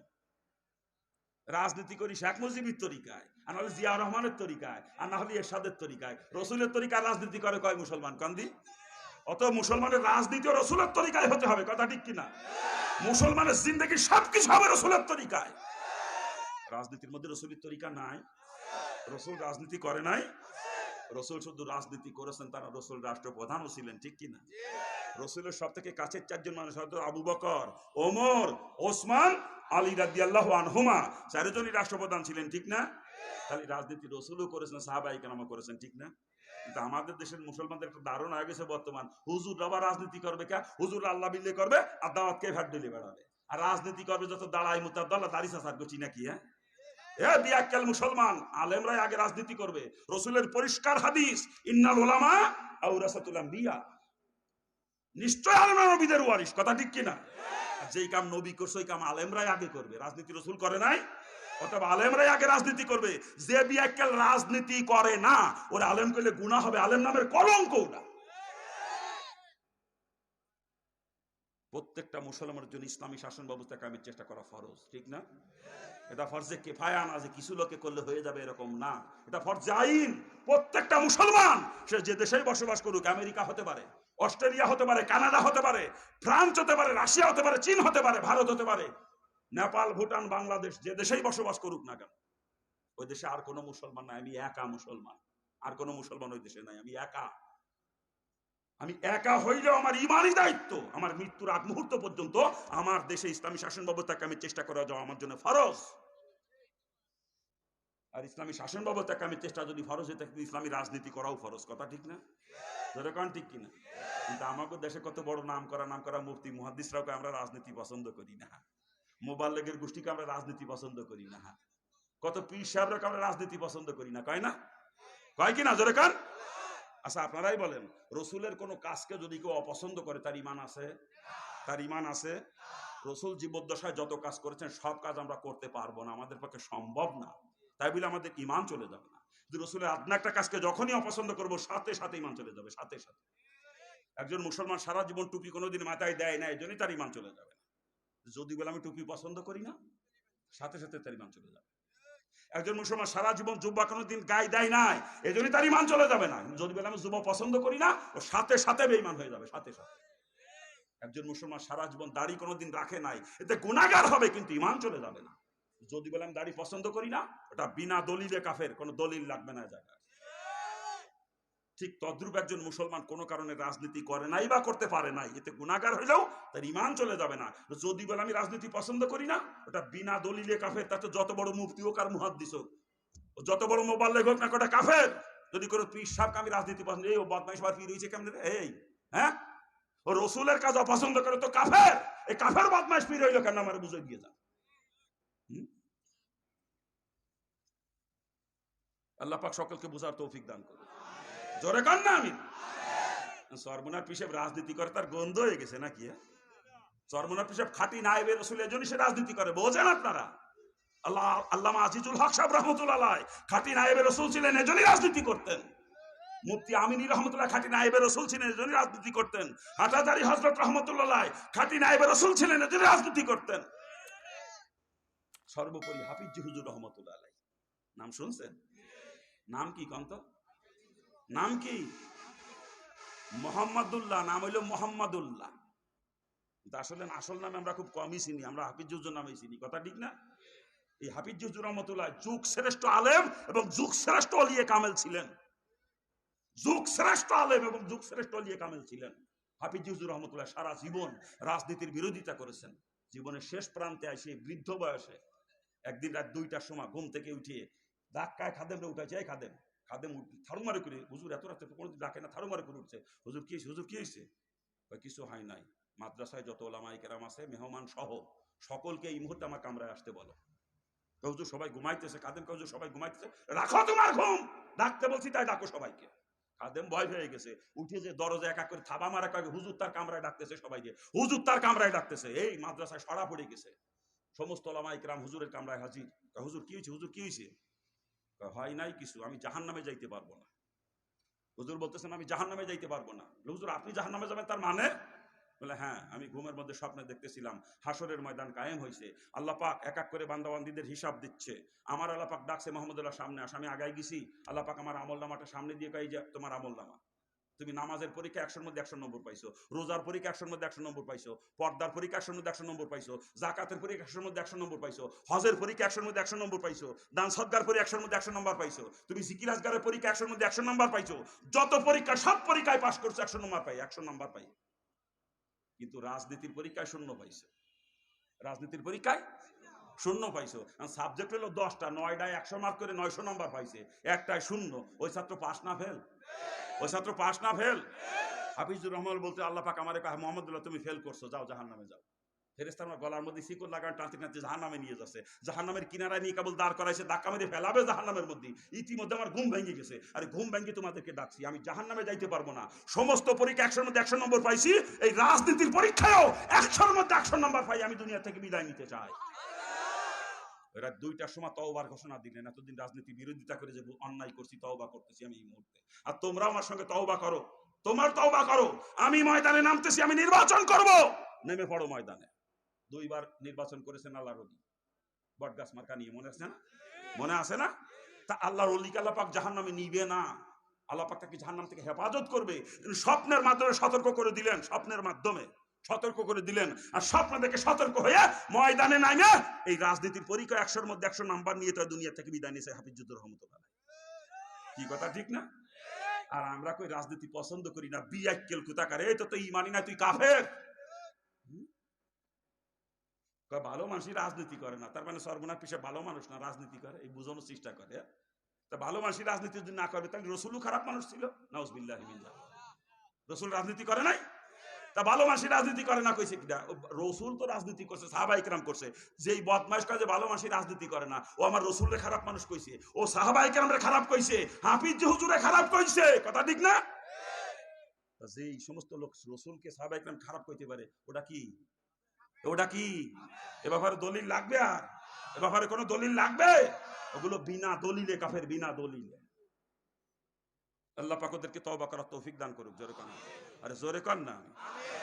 চরমোনাফ হিসেবে রাজনীতি করে, এই নিয়ে কত সমালোচনা। চরমোনাফ হিসেবে গণতন্ত্র করে, নির্বাচন করে, মনে করে গণতন্ত্র মানে নির্বাচন। বিয়াকেলের মাথার মধ্যে কিচ্ছু নাই, গিলু বলতি। গণতন্ত্র কারে কয়, রাজনীতি কারে কয় তাও বোঝে না বদমাইশ। নির্বাচন কারে কয় আর গণতন্ত্র কারে কয় তাও বোঝে না, একটু গিলু নাই ওর বোঝার মতো। নির্বাচন মানে গণতন্ত্র না, গণতন্ত্র একটা আদর্শের নাম। যেমন ইসলাম একটা আদর্শের নাম যার প্রতিষ্ঠাতা রসুল, কথা ঠিক না? তেমন গণতন্ত্র একটা আদর্শের নাম যার প্রতিষ্ঠাতা আব্রাহাম লিঙ্কন। এরকম সমাজতন্ত্র একটা আদর্শের নাম যার প্রতিষ্ঠাতা লেনিন, কার্ল মার্কস, মাও সেতুং। ওরকম জাতীয়তাবাদ একটা আদর্শের নাম যার প্রতিষ্ঠাতা মহাত্মা গান্ধী। ধর্মনিরপেক্ষ একটা আদর্শের নাম যার প্রতিষ্ঠাতা জওহরলাল নেহেরু। গণতন্ত্র একটা আদর্শের নাম। নির্বাচন মানে গণতন্ত্র না, নির্বাচন হলো আমি কোন আদর্শের লোক, কোন পক্ষের লোক, এটা প্রমাণ করার মাধ্যম হলো নির্বাচন। আমি ইসলামের পক্ষের লোক হই, আমার ভোট ইসলামের পক্ষে যাবে। আর যদি আমি সমাজতন্ত্রের পক্ষে লোক, আমার ভোট সমাজতন্ত্রের পক্ষে যাবে। আমি যদি গণতন্ত্রের পক্ষে লোক, আমার ভোট গণতন্ত্রের পক্ষে যাবে, ঠিক না? গণতন্ত্র মানে রাজনীতি না, গণতন্ত্র একটা মতবাদের নাম, মতবাদ। যেমন ইসলাম একটা মতবাদ, গণতন্ত্র একটা মতবাদ। এখন আমি কোন মতবাদের পক্ষে, এটা প্রমাণ করার মাধ্যম হলো নির্বাচন। বুঝে আসছে? বুঝে আসছে? চরমোনাফ রাজনীতি করে, আন্দাদুন্দা করে না, আন্দাদুন্দা না, রসুলের হাদিস অনুযায়ী রাজনীতি করে। বুঝছেন? রসুল রাজনীতি, রসুল নির্বাচন করতে বলে গেছে, রসুল হাদিসের মধ্যে নির্বাচন করতে বলে গেছেন। রসুল ঠিক হাদিসটা এই ভাষায় এইভাবে বলছেন, ইসলাম বিদ্বেষীরা যেভাবে তোমাদের উপর আগ্রাসন চালাইতেছে, ঠিক ওই একই পদ্ধতিতে তোমরা ওদেরকে প্রতিহত করো। এটা রসুলের হাদিস। ইসলাম বিদ্বেষীরা বোমা বর্ষণ করতেছে, আমিও তলে তরবারি নিয়ে ঘুরে বেড়াবো, এটা জিহাদ না, এটার নাম কি? আত্মহত্যা। এটার নাম কি? আত্মহত্যা। ওরা বোমা নিয়ে আক্রমণ করেছে, আমাদেরকে বোমা দিয়েই প্রতিহত করতে হবে, ঠিক না? রসুল এইটাই হাদিসের মধ্যে বলছেন, ইসলাম বিদ্বেষীরা যেইভাবে তোমাদের উপর আগ্রাসন চালায়, সেই পদ্ধতিতে তোমরা ওদেরকে প্রতিহত করো। ওরা কামান দাগবে আর আমরা পিস্তল দিয়ে ঘুরিয়ে বেড়াবো, চলবে না। আমাদেরকে কামান দিয়ে ওদেরকে প্রতিহত করতে হবে, ঠিক কিনা? জোরে বলেন। ওরা যেইভাবে আমাদের উপর আগ্রাসন চালাবে, সেই পদ্ধতিতে ওদেরকে প্রতিহত করতে হবে। আজকে ওরা নির্বাচনের মাধ্যমে ক্ষমতা দখল করে আমাদের উপরে শাসন চালাইতেছে, আমাদেরকে উপর আগ্রাসন চালাইতেছে, ঠিক না? ঠিক ওই একই পদ্ধতিতে নির্বাচনের মাধ্যমে ক্ষমতা গ্রহণ করে আমাদেরকে ওদেরকে প্রতিহত করতে হবে। এটাই রসুলের সুন্নাত। রসুল এটাই করতে বলছেন হাদিসে। বোঝেও না, খালি সমালোচনা করতে পারলেই হয়ে যায় নাকি? কান আল্লাহ পাক সকলকে বোঝার তৌফিক দান করুন। আর জোরে কর না।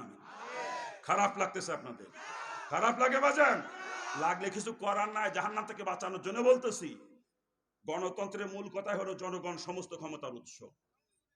By the people, for the people, of the people, এটা গণতন্ত্রের মূল থিওরি, ঠিক না? আর এই কোরআন কি কয়? ইন্নাল্লাহা আলা কুল্লি শাইইন কাদির। সমস্ত ক্ষমতার উৎস কে? গণতন্ত্র কয় সমস্ত ক্ষমতার উৎস জনগণ, আর কোরআন কয় সমস্ত ক্ষমতার উৎস আমার আল্লাহ। কোনটা বিশ্বাস করবেন? কোরআনেরটা না গণতন্ত্রেরটা? কোরআনেরটা যদি কেউ বিশ্বাস করে সে মুসলমান, আর যদি গণতন্ত্রেরটা বিশ্বাস করে বিনা দলিলে কাফের। মুসলমান কখনো গণতন্ত্র বিশ্বাস করতে পারে না। আল্লাহকে বাদ দিয়ে জনগণকে ক্ষমতার উৎস করে মুসলমান মানতে পারে না। কথা ঠিক কিনা? যারা বলেন ঠিক কিনা? অর্থাৎ গণতন্ত্র যারা বিশ্বাস করে তারা মুসলমান না। আল্লাহ পাক সকলকে বোঝার তৌফিক দান করুন। খারাপ লাগতেছে আপনাদের নাকি? খারাপ লাগারই কথা, কিন্তু কসম খোদার খারাপ লাগার জন্য বলি না, জাহান্নাম থেকে বাঁচানোর জন্য বলি। আমি কোরআন হাদিসের দৃষ্টি দিয়ে দেখি, কোরআন হাদিসের দৃষ্টি দিয়ে এই কুফরি মতবাদ কায়েমের চেষ্টা যারা করতেছে ওদের সামনে জাহান্নামের আগুন দাউ দাউ করে জ্বলতেছে। আমি তো হিন্দুর বাচ্চা, আমার পরিচয় শোনেন না আপনারা? ছাত্রলীগের জেলা সেক্রেটারি ছিলাম, ছাত্রলীগের মাগুরা সরকারি কলেজের বিপি ছিলাম। আজকে আওয়ামী লীগ করতাম, কত বড় মন্ত্রী হতাম কবর উড়াহেন না আপনারা। ওই যে শেখর প্রধানমন্ত্রীর পার্সোনাল এপিএস, প্রধানমন্ত্রীর পার্সোনাল অ্যাসিস্ট্যান্ট শেখর, মাগুরায় বাড়ি। শেখর নাম শোনেন নাই? ও আমার ছাত্র, রাজনৈতিক ছাত্র, আমার রাজনৈতিক গুরু মানে। সে আজকে ওই জায়গায় পৌঁছাইছে, তাহলে আমি কোন জায়গায় যেতাম চিন্তা করেন তো একটু।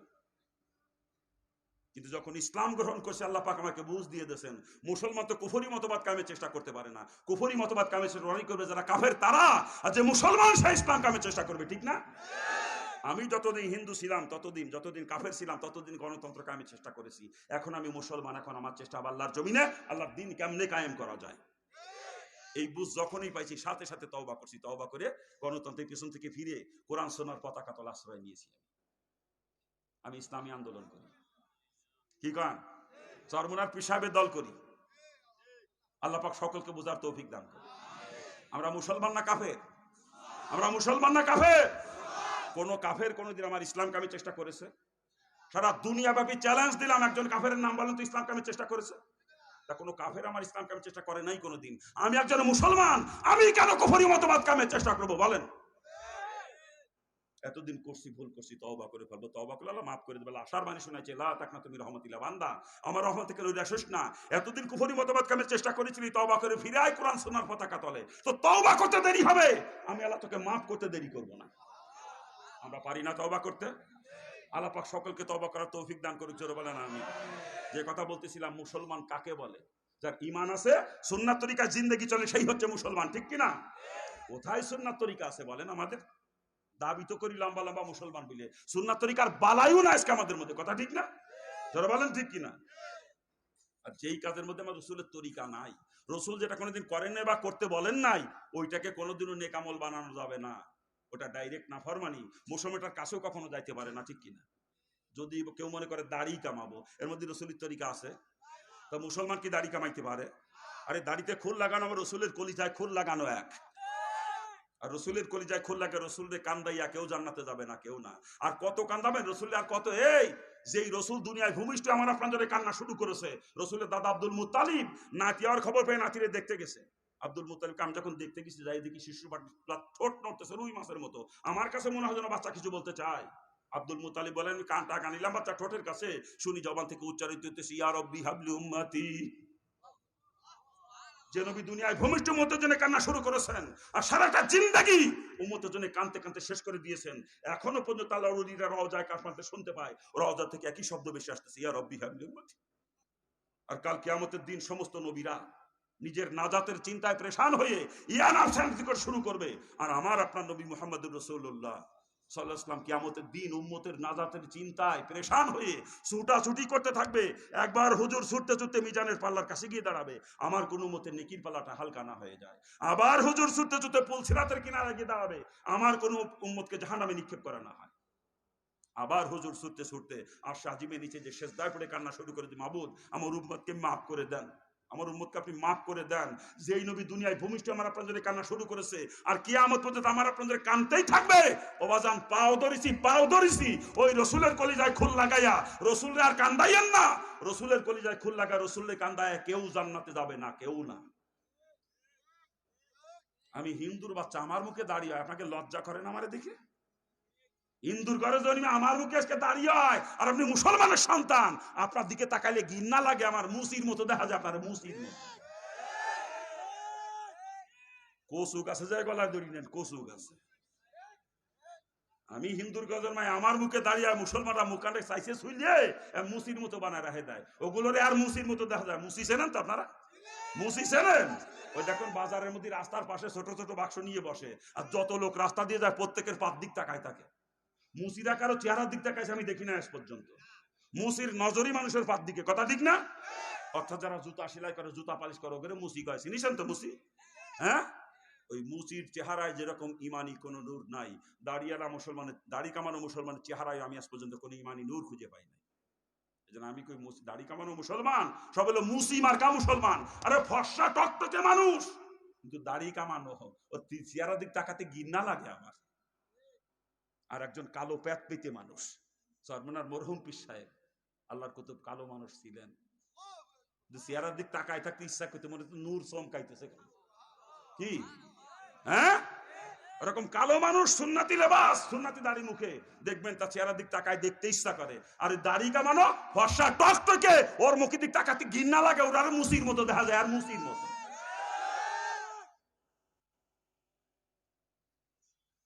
আমি আমার নবীর কলিজায় খোরাল লাগাবো না, নিয়ত করতে পারেন আপনারা? আজকে যুবকরা দাড়ি রাখতে পারে না কেন জানেন? বিয়ে শাদী করে নাই তো, মনে করে দাড়ি রাখলে মেয়েরা পছন্দ করবে না। যুবক, দাড়ি রেখে ভালো, বিয়ের আগেই দাড়ি রেখে যদি বিয়ে করতে পারো, আমি তোমার স্ত্রীর ইমানদারির গ্যারান্টি দিয়ে যাবো, তুমি একটা ইমানদার স্ত্রী পাবা। দাড়ি রাখার পরে যে বিয়ে করবা, একটা ইমানদার স্ত্রী পাবা। আর দাড়ি কামায় যদি বিয়ে করো, তোমার কপালে ইমানদারও জুটতে পারে, কাফেরও জুটতে পারে। কারণ যেই মেয়েটা রসুলের সুন্নাত অপছন্দ করে, তার তো ইমান নাই, সে তো কাফের। যেই মেয়েটা দাড়িয়ালা ছেলেকে পছন্দ করে, ওই মেয়ে কাফের। এ ব্যাপারে আর কোনো দলিল লাগবে? লাগবে কোনো দলিল? আর কোনো কাফের মেয়েকে বিয়ে করা মুসলমানের জন্য জায়েজ নাই। তুমি দাড়ি কামায় যদি বিয়ে করো, তা কাফেরও তোমার কপালে জুটতে পারে। আর দাড়ি রাখার পরে যদি বিয়ে করবা, যেই মেয়েটা দাড়িয়ালা ছেলেকে পছন্দ করবে, নিশ্চয়ই সেই ইমানদার, কথা ঠিক কিনা? যারা বলেন ঠিক কিনা? দাড়ি রাখার পরে বিয়ে করলে আমি তোমার স্ত্রীর ইমানদারির গ্যারান্টি দিতে পারবো আমি। আর দাড়ি কামায় যদি বিয়ে করো, ওটা ইমানদারও হতে পারে, কাফেরও হতে পারে, ঠিক না? যুবকরা দাড়ি রেখে ফেলো, যদি ইমানদার স্ত্রী পাইতে চাও, দাড়ি রেখে ফেলো। দাড়িওয়ালা ছেলে পছন্দ করে না কারা জানেন? যে ঢাকা ইউনিভার্সিটিতে পড়ে, রোকেয়া হলে থাকে, বিকেল বেলায় কই মাছের মতো কানি মারিয়ে রমনা পার্কের দিকে ওজন ওঠে, কই মাছের মতো কানি মারিয়ে, আর ওর পিছনে সার করে দলে দলে, ওর উপর কত কিয়ামত বয়ে যায় তার হিসেব কিতাব নাই। ও কিয়ামত বয়ে যা মেয়েটা দাড়িওয়ালা ছেলে পছন্দ করে না। তো কিয়ামত বয়ে যাওয়াটা যদি বিয়ে করতে চাও, তার দাড়ির হাত দরকার নাই। আর যদি চরিত্রবতী একটা স্ত্রী পাইতে চাও, দাড়ি রেখে ফেলো, তোমার স্ত্রীর চরিত্রের গ্যারান্টি দিয়ে যাবো আমি, গ্যারান্টি দিয়ে যাবো। আল্লাহ পাক সকলকে বোঝার তৌফিক দান করুন। আবার যারা বিয়ে শাদী করিয়ে ফেলাইছে, এখনো দাড়ি রাখতে পারে না, অর্থাৎ স্ত্রী দাড়ি রাখতে দেয় না, স্ত্রী কয় এখন দাড়ি রাখা লাগবে না, দেরি আছে, মেয়ে বিয়ে দিয়ে তারপরে দাড়ি রেখে জামাই বাড়ি যাওয়ার আগে, এখন দাড়ি রাখতে বুড়ো বুড়ো দেখা যাবেন, দরকার নাই দাড়ি রাখা। স্ত্রী স্বামীরে দাড়ি রাখবার দেয় না, কথা ঠিক না? এরকম ভরি ভরি প্রমাণ আমার কাছে আছে। স্বামী দাড়ি রাখছে বলে স্ত্রী তাকে ডিভোর্স দিয়ে চলে গেছে, এরকম ভরি ভরি প্রমাণ আছে। নেবেন প্রমাণ? দুই একটা আপনাকে এই এলাকার মধ্যেও খোঁজ নিয়ে দেখেন, আছে দুই একটা। স্বামী দাড়ি রাখছে বুঝলে স্ত্রী ডিভোর্স দিয়ে চলে গেছে, আছে না এরকম প্রমাণ? আরে যেই স্ত্রী তার স্বামীর মুখে দাড়ি পছন্দ করেন, রসুলের সুন্নাত পছন্দ করেন, ওই স্ত্রী তো কাফের, ওরে তালাক দিয়া তো ফরজ। কি ওরে তালাক দিয়া কি ফরজ? কারণ ওই মহিলা কাফের, আর কোন কাফের মহিলার সঙ্গে সংসার করা কোন মুসলমানের জন্য জায়েজ নাই, কথা ঠিক কিনা? ওরে তালাক দিয়ে মাজা তুলে লাথি মেরে বিদায় করবেন, যদি কেস করে জেলে যাওয়া লাগে জেল খাটবেন, ইসলামের জন্য জেল খাটাও সুন্নাত। শয়তানি মহিলা নিজেও জাহান্নামে যাবে, আমারও জাহান্নামে নেবো, আমার বউ, ও শয়তানি আমার বউ, ওরে সুমো দিবানে নাকি? হ্যাঁ, ও তালাক দিয়ে ঝাঁটা পিটা করে বিদায় করবো শয়তানি রে। ও শয়তানি নিজেও জাহান্নামে যাবে, আমারও জাহান্নামে নেবে, ওরে তালাক দিয়া ফরজ, ওরে তালাক দিয়া ফরজ।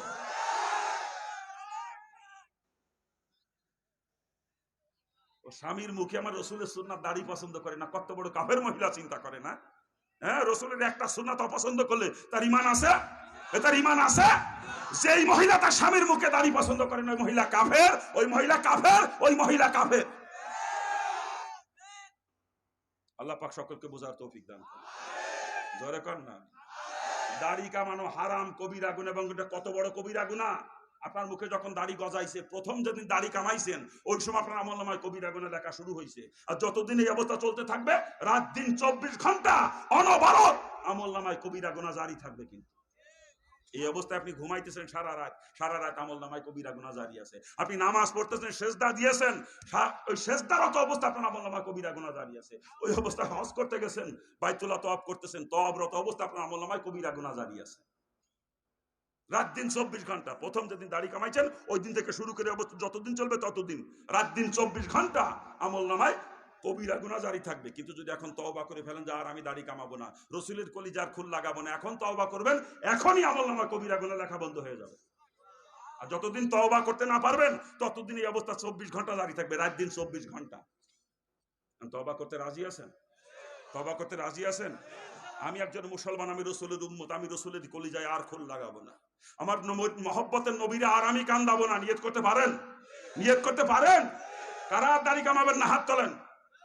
দাড়ি আর কারা কামাবেন না হাত তোলেন? আল্লাহ পাক সকলকে কবুল করুক, জোরে বলেন আমিন। আরে জোরে কর না আমিন। রাখেন, আবার কিছু লোক দাড়ি রাখে, রাখার পরে সাইটে সুইটি একেবারে কদম ফুল মাত বানায় রেখে দেয়। ও কদম ফুল মার্কা দাড়ির কোনো দামই নাই শরীয়তে। দাড়ি কমপক্ষে এক মুঠি হওয়া লাগবে। এবং এই মাসালার ব্যাপারে চারো মাযহাবের সমস্ত ফকিরা একমত, সবাই এক বাক্যে ফতোয়া দিয়েছেন দাড়ি কমপক্ষে এক মুঠি হতে হবে। এই মাসালা নিয়ে চারো মাযহাবের কোনো ফকির মধ্যে কোনো দ্বিমত নাই, সবাই একমত এই মাসালার ব্যাপারে। শুধুমাত্র শিয়াদের একটা কিতাবে পাইছি, শিয়াদের কিতাবে পাইছি 40 গজ দূরে থেকে দেখা গেলে দাড়ি হবে, এটা শিয়াদের মাসালা। যদি আপনি শিয়া হয়ে থাকেন আপনার জন্য দাড়ি ছাটার অনুমতি আছে আপনার শরীয়তে, শিয়াদের শরীয়তে। কিন্তু যদি আহলে সুন্নাত ওয়াল জামাতের অন্তর্ভুক্ত নিজেকে মনে করেন, আপনার জন্য দাড়ি ছাটার কোনো অনুমতি দেয় না শরীয়তে। এক মুষ্টি নিচেই দাড়ি ছাটার কোনো অনুমতি নাই আপনার জন্য, পারমিশন নাই শরীয়তে। আমরা কি শিয়া নাকি আহলে সুন্নাত ওয়াল জামাতের অন্তর্ভুক্ত? তাহলে দাড়ি আর ছাটা যাবে না। সভাপতি সাহেব কি করেন এই কথা? এক মুষ্টি হওয়া লাগবে। রাজি তো? রাজি তো? দোয়া করেন সভাপতি সাহেব আল্লাহ রসুলের রঙে রঙ্গিন বানায় দিক। জোরে কান আমিন। আরে জোরে কান না আমিন। খারাপ লাগতেছে নাকি আপনাদের? খারাপ লাগে বাজান? তা যে কথা বলতেছি, যে এই কাজের মধ্যে রসুলের তরিকা নাই, রসুল যেটা করেন না বা করতে বলেন নাই, ওইটাকে কোনোদিন নেকামল বানানো যাবে না। ওটা হলো ডাইরেক্ট নাফরমানি, মুসলমানের কাছে কখনো যাইতে পারে না। ঠিক কিনা জোরে বলেন? যদি কেউ মনে করে সুদ খাবো, এর মধ্যে রসুলের তরিকা আছে, তা মুসলমান সুদের কাছে যাইতে পারে? তা আমার যা মনে হয় বর্তমান সমাজে সুদখোর বাদ দিলে মানুষ খুঁজে পাওয়া কষ্ট হয়ে যাবে। এই কথা ঠিক কিনা? দেখেন, আমরা যারা ধনী লেভেলের মানুষ, আমাদের প্রত্যেকের ব্যাংকে সুদ অ্যাকাউন্ট আছে। আমরা বড় লোকের গোষ্ঠী ব্যাংকে টাকা জমা রেখে ব্যাংকে থেকে সুদ খাই, ঠিক না? আর অ্যাকাউন্ট খোলার সময় খুঁজি কোন অ্যাকাউন্টে লাভ বেশি হয়নি, সেই দিয়ে খুলি আমরা। এই কথা ঠিক কিনা? আবার দেখবেন আমরা ধনী লেভেলের মানুষ ব্যাংকের থেকে লোন নিই বিভিন্ন ভাবে। কেউ সিসি লোনে ব্যবসা করতেছি, কেউ হাউস লোনে বাড়ি করতেছি, কেউ কৃষি লোনে চাষবাস করি, ফার্ম করি, ট্রাক্টর কিনি, নাকি কান? আমরা বড় লোকের দুটা ব্যাংকের থেকে সুদ খাই না, ব্যাংকে সুদ দিই। কি ঠিক না? আর যারা গরিব মানুষ, ব্যাংকে যাওয়ার ক্ষমতা নাই, আমাদের কারো স্ত্রী গ্রামীণ ব্যাংকের সমিতি করে, কারো স্ত্রী ব্যারাকের সমিতি, কেউ আশার সমিতি, কেউ প্রশিক্ষার সমিতি। ঠিক কিনা জোরে বলেন? আমরা সুদের মধ্যে স্ত্রীদেরকে ডুবাই রাখছি সমিতি সুদের মধ্যে। কথা ঠিক কিনা জোরে বলেন? আবার কিছু বিআইকেল মার্কা মুসলমান আছে, আপনাদের এলাকায় না থাকতে পারে, আমার এলাকায় আছে, শতকরা হারে টাকা লাগায়, শতকরা 10 টাকা, 1000, 100 টাকা। এদেশেও আছে না? এই এদেশেও আছে। বাবাজিরা ভালো করে বুঝতে হবে। ব্যাংক ও মুরব্বী রাগ করে চলে যান বাজান, ও বাজান রাগ করে চলে যান। খারাপ লাগে বলেন, আমি শেষ করে দিচ্ছি। আমি কষ্ট দিতে আসি না আপনাদেরকে। খারাপ লাগে বলেন, আমি শেষ করে দিই। ওই যে হুজুরা উঠে উঠে চলে যাচ্ছে, ওই মুরব্বীরা চলে গেলে ওয়াজ করবো কেমন? বসেন, দোয়া করে দি, বসেন।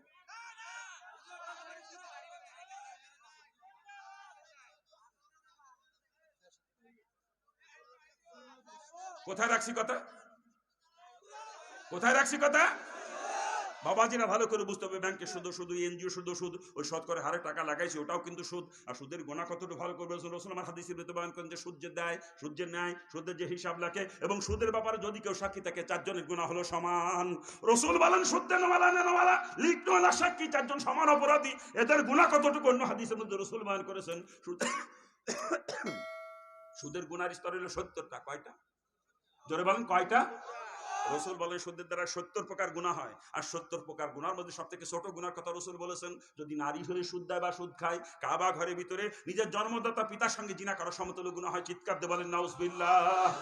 আর যদি পুরুষের সুদ দেয় বা সুদ খায়, ওই কাবা ঘরের ভিতরে নিজের গর্ভধারিণী মার সাথে জিনা করা সমতুল্য গুনাহ হয়। চিৎকার দিয়ে বলেন নাউজুবিল্লাহ।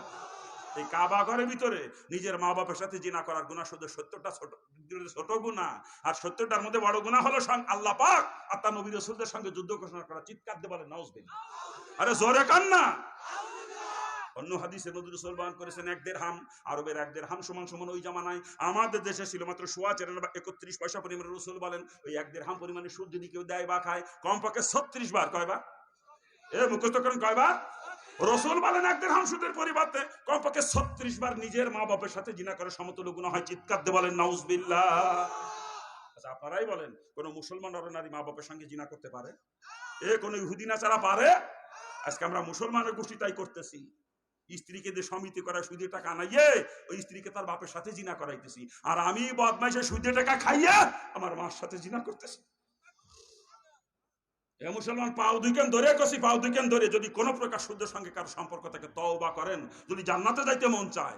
সুদের সঙ্গে জড়িত থাকবে কেউ মারা যান, কসম খোদার কিয়ামতের জান্নাতে গিরান আপনাকে পৌঁছাবে না, জানতে গিরানো হবেন না কিয়ামতে। পাও ধরেছি, তওবা করেন, তওবা করলে আল্লাহ মাফ করে দেবে। আল্লাহ আশার বাণী শুনেছি করে না পাকে লা তাকনাতু মির রাহমাতিল্লাহ, বান্দা আমার রহমতে কেন রাখিস না, এতদিন সুদের ভিতরে উঠতেছিলি, তওবা করে ফিরে আয়, তো তওবা করতে দেরি হবে, আমি আল্লাহ তোকে মাফ করতে দেরি করব না। কি হলো আপনার কথা কনকা? কি হয়েছে? কি হয়েছে? কি কথা কনকা? কি হয়েছে? এখন গরু স্বভাবভিত্তিক করা লাগবে, গরু হওয়া লাগবে। গরু যখন ঘাস পায় খালি কাটে আর গেলে সাবায় না, কারণ ও জানে সাবাতি গেলে ফ্যাট ভরবে না। গরু সাবাই কোন সময় কান্দি? সারা রাত শুয়ে পড়ে সাবাই, কথা ঠিক না? জোরে কান। এখন গরু স্বভাবভিত্তিক করতে বুঝতেছি যে আমার কথা নিয়ে দুজনের মধ্যে আলোচনা করে আশাআশি করছে, আমার কথা নিয়েই, কিন্তু একটা নিয়ে চাবাতি যাবে না আর একটা ছুটে যাবে, গরুর মতো ফ্যাট ভরবে না। এখন পেট ভরে না, গে কাটেন আর গেলেন, সারা রাত চাবাবেন, স্ত্রীর গলা জড়াই দিয়ে শুয়ে পড়ে রাত বেড়ে চাবাইন স্ত্রীর কাছে, হুজুর আজকে এই কইছে, হুজুর আজকে এই কইছে। এখন না, এখন চাবানো যাবে না দুজনের মধ্যে।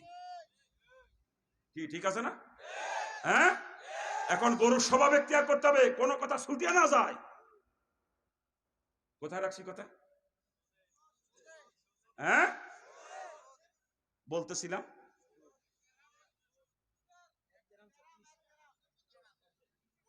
অবাজান, 1 দিরহাম সুদের পরিবর্তে 36 বার নিজের মা বাবার সাথে জিনা করার গুনাহ হয়। চিৎকার দিয়ে বলেন নাউজুবিল্লাহ। কোন মুসলমান নরনারী মা বাবার সঙ্গে জিনা করতে পারে? কোন ইহুদি নাচারা পারে? আজকে আমরা তাই করতেছি। আমরা পাও ধরেছি সুদের থেকে তওবা করেন। যদি সুদের সঙ্গে জড়িত থাকবে, কেউ মারা যান জড়িত থাকা অবস্থায়, কসম করে বলে গেলাম কিয়ামতের জান্নাতের গিরানো বানাকে পৌঁছাবেন আপনার, কসম করে বলে যাচ্ছে। কি আমরা তওবা করতে পারি না? সুদ কত নিকৃষ্ট জিনিস। একজন মুসলমান পরিবেশ পরিস্থিতির কারণে এমন এক জায়গায় যায় পড়ছে যেখানে খানার কোন রকম কোনো ব্যবস্থা নাই। ও নিশ্চিত হয়ে গেছে আমি না খেয়ে মারা যাবো, নিশ্চিত হয়ে গেছে। এমত অবস্থায় মরা গরু যদি পায়, ওই সময় তার জন্য মরা গরু গোশত খাওয়া জায়েজ, তবে পেট ভরে খাওয়া কিন্তু জায়েজ না। যতটুকু খেলে জান বাঁচা অতটুকু পরিমাণে খাওয়া জায়েজ। ওলামায়ে কেরাম আছে, জিজ্ঞেস করেন মাসালা। ওই সময় মরা মুরগি যদি পায়, অতটুকু পরিমাণে মরা মুরগির গোশত খাওয়া এই মুসলমানের জন্য ওই সময় জায়েজ। শুধু মরা গরু আর মরা মুরগি না, শুয়োরের গোশতও যদি ওই সময় মুসলমান পায়, অতটুকু পরিমাণে শুয়োরের গোশত খাওয়া মুসলমানের জন্য ওই সময় জায়েজ। তো ওই পরিস্থিতিতে পড়ে কোন মুসলমান মরা গরু, মরা মুরগি অথবা শুয়োরের গোশত খায় যদি জান বাঁচাতে হয়, বাঁচাইতে পারবে, শরীয়তের এই পারমিশন আছে। কিন্তু ওই পরিস্থিতির মধ্যেও সুদের কাছে কোনো মুসলমান যাইতে পারবে না, শরীয়তে পারমিশন দেয় না। অর্থাৎ মুসলমান না খেয়ে মারা যাবে, তবু সুদের কাছে যাবে না। কথা ঠিক কিনা? জোরে কান ঠিক কিনা? যারা আজকে সুদের সঙ্গে জড়িত, কাল ক্ষেত্রে শুয়োর খাবেন আপনারা।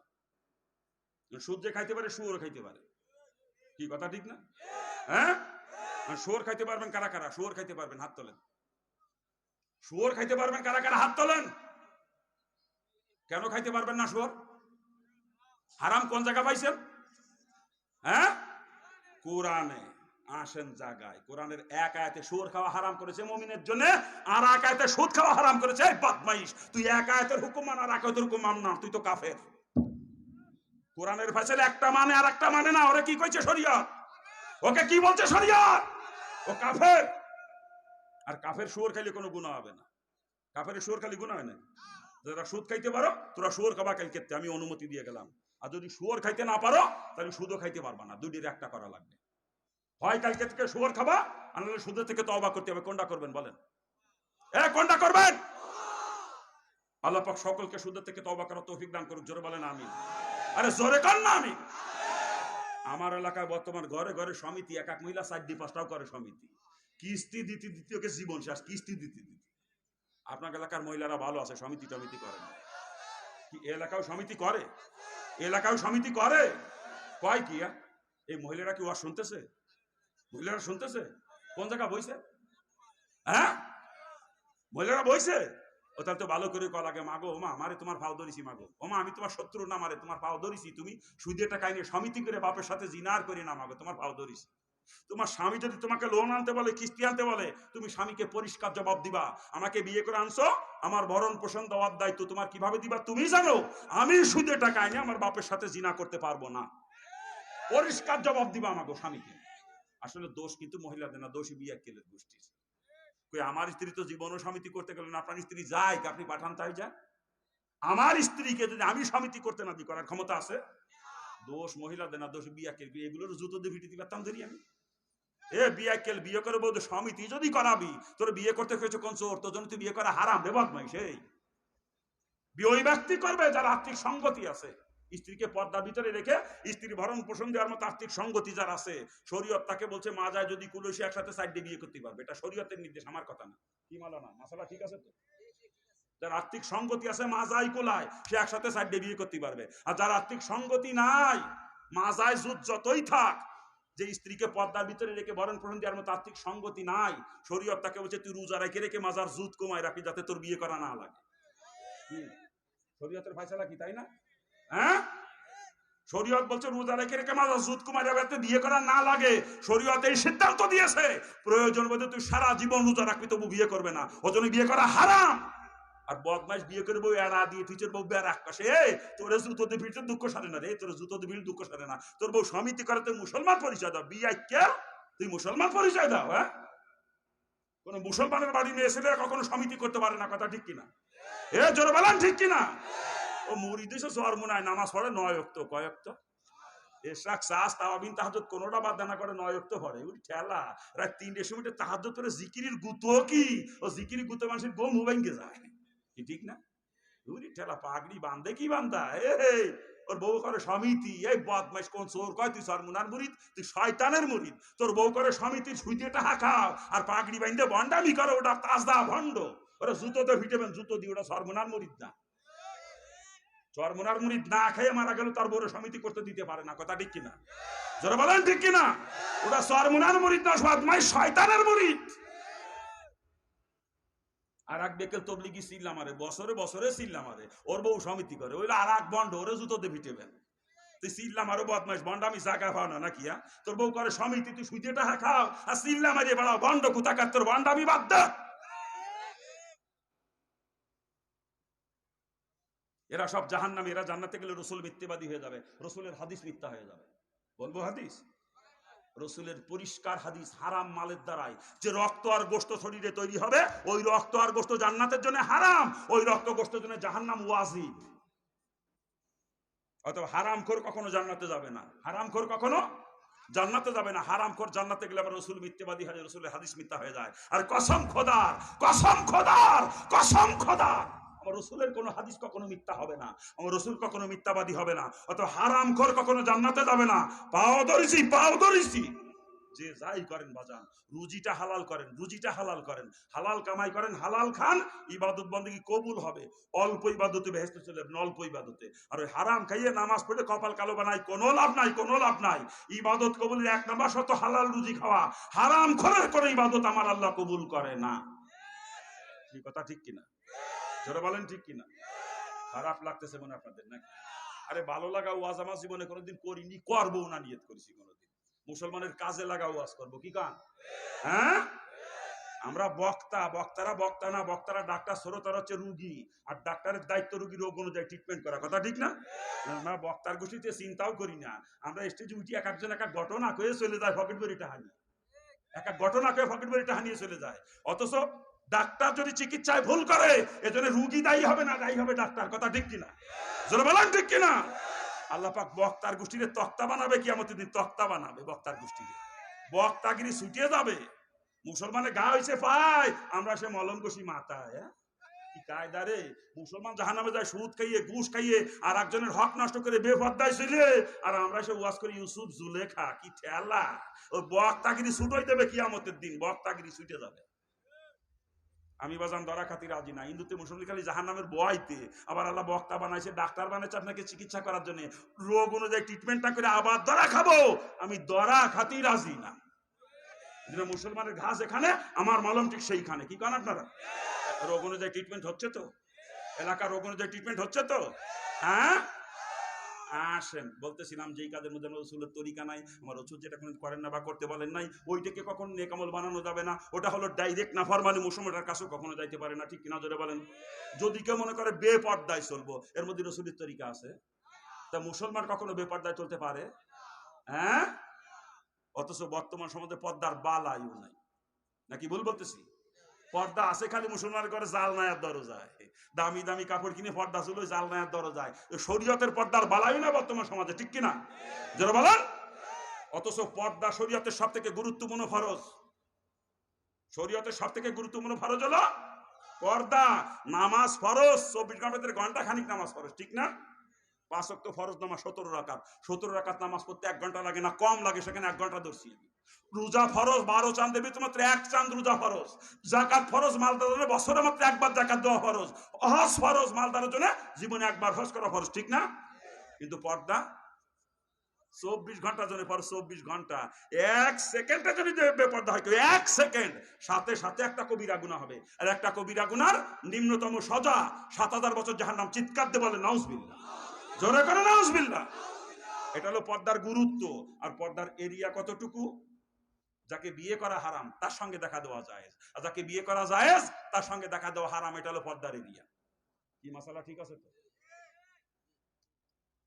দেবরের সঙ্গে ভাবি দেখা দেওয়া হারাম, দুলাভাইয়ের সঙ্গে শালি দেখা দেওয়া হারাম, মামাতো ভাই, খালাতো ভাই, চাচাতো ভাই, ফুফাতো ভাই, তালতো ভাইদের সঙ্গে বোনের দেখা দেওয়া হারাম, ননদের জামাইয়ের সঙ্গে শালা বউ দেখা দেওয়া হারাম।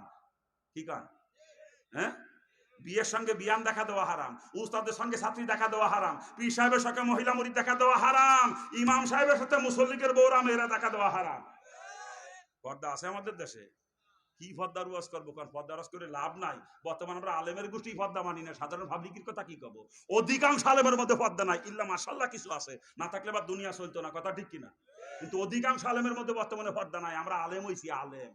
আল্লাহ মাফ করুক। আমি মৌলানা সাহেব, আমার বাড়ির মধ্যে সদরঘাট খোঁজ নিয়ে দেখেন আমার স্ত্রী আমার ছোট ভাইয়ের সাথে 1 প্লেটে ভাতও খায়, দেবর ভাবির মধ্যে কি ফিরি। আমি কিন্তু মৌলানা হইলে আমার পর্দার অবস্থা।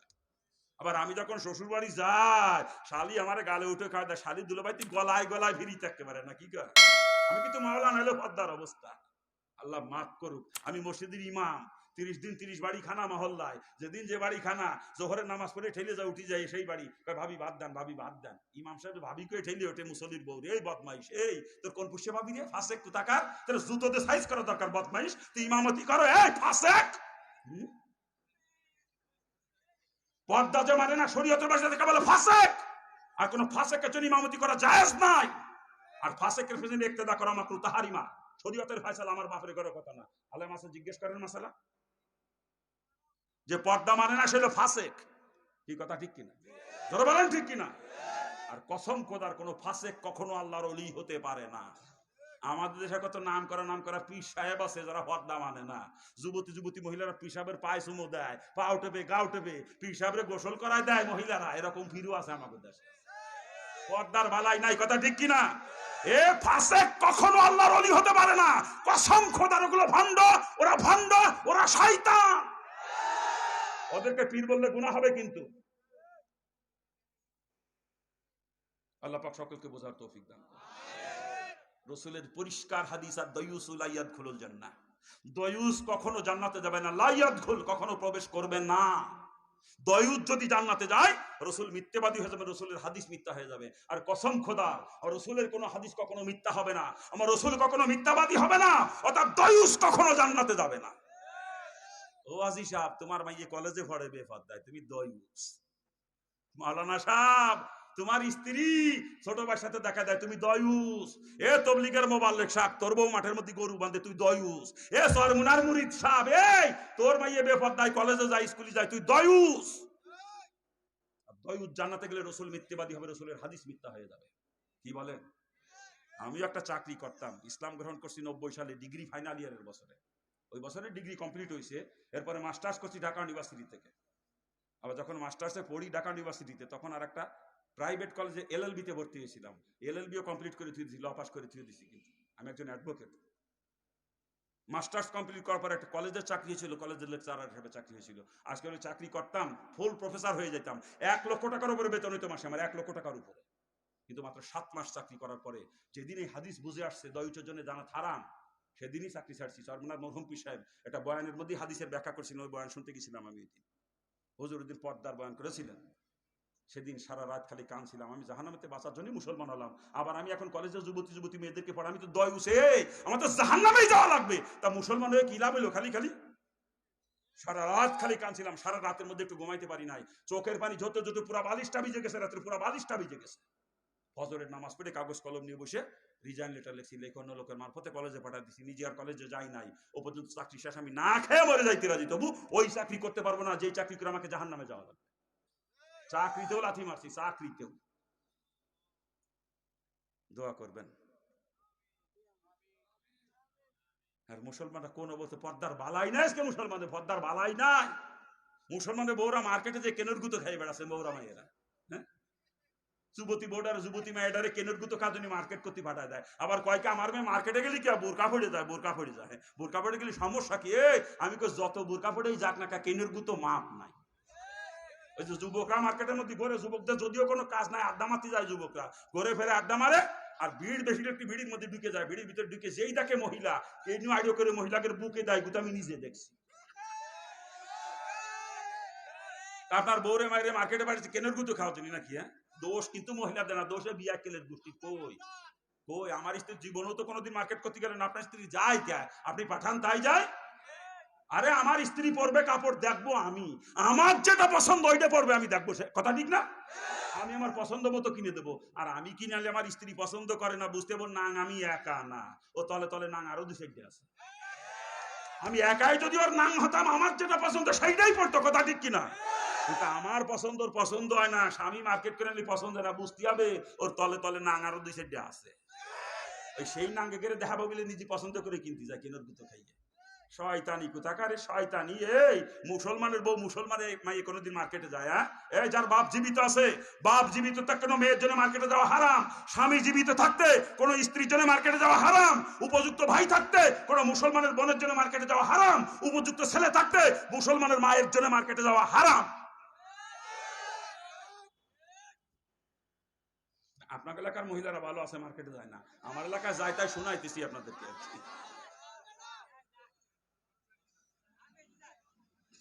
খারাপ লাগে বাজার, কি পদ্মার ওয়াজ করবো, কারণ কি পদ্মার ওয়াজ করবো? পদ্মার বালাই নাই বর্তমান সমাজে, কথা ঠিক না? কয় আমার মায়ের মার্কেটে গেলে বোরকা পড়ে যায়। কি বোরকা পড়ে যায় জানি নে, জানি নে। ও বোরকা পর্দার জন্যই পড়ে না, পরে ফ্যাশনের জন্য। পর্দার জন্য শরীয়ত যে বোরকা পড়তে বলছে, সে বোরকা হওয়া লাগবে জৌলুসবিহীন, যাতে বোরকার দেখে কেউ আকৃষ্ট না হয়।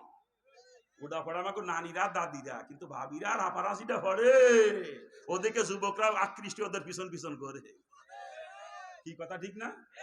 শরীয়ত যে বোরকা পড়তে বলছে, বোরকা লোকে ঢিলা ঢালা যাতে শরীরের গঠন কেউ বুঝতে না পারে, ওটা নানিরা দাদিরা পড়ে। আর ভাবিরা আপারা এমন টাইট ফিটিং বোরকা পড়ে, ফাইটে যায় যায় বাপ। ওর বডি যে কয় ইঞ্চি ও মাপা জন্য ফিতে লাগে না, চোখ দিয়ে মেপে সাইজ করে দিয়া যায়, এমন টাইট ফিটিং বোরকা পড়ে, কথা ঠিক না? ও বোরকা পর্দার জন্য না, ফ্যাশনের জন্য। কি কথা ঠিক কিনা? আল্লাহ পাক সকলকে বোঝার তৌফিক দান করুন। আর আমাদের মেয়েরা, আমাদের বউরা এরকম আর মার্কেটে বেরোবে? এই আমাদের বউরা মেয়েরা এরকম আর বেরোবে মার্কেটে? আল্লাহ পাক সকলে বোঝার তৌফিক দান করুক। জোরে বলেন আমিন। আরে জোরে কান না আমিন। আমিনও কয় না, যদি কবুল হয়ে যায়। কার বাদ দেখছেন? আমিনও কইবার চায় না সভাপতি সাহেব, আমিনও কয় না যদি কবুল হয়। কি জ্বালায় পড়লাম।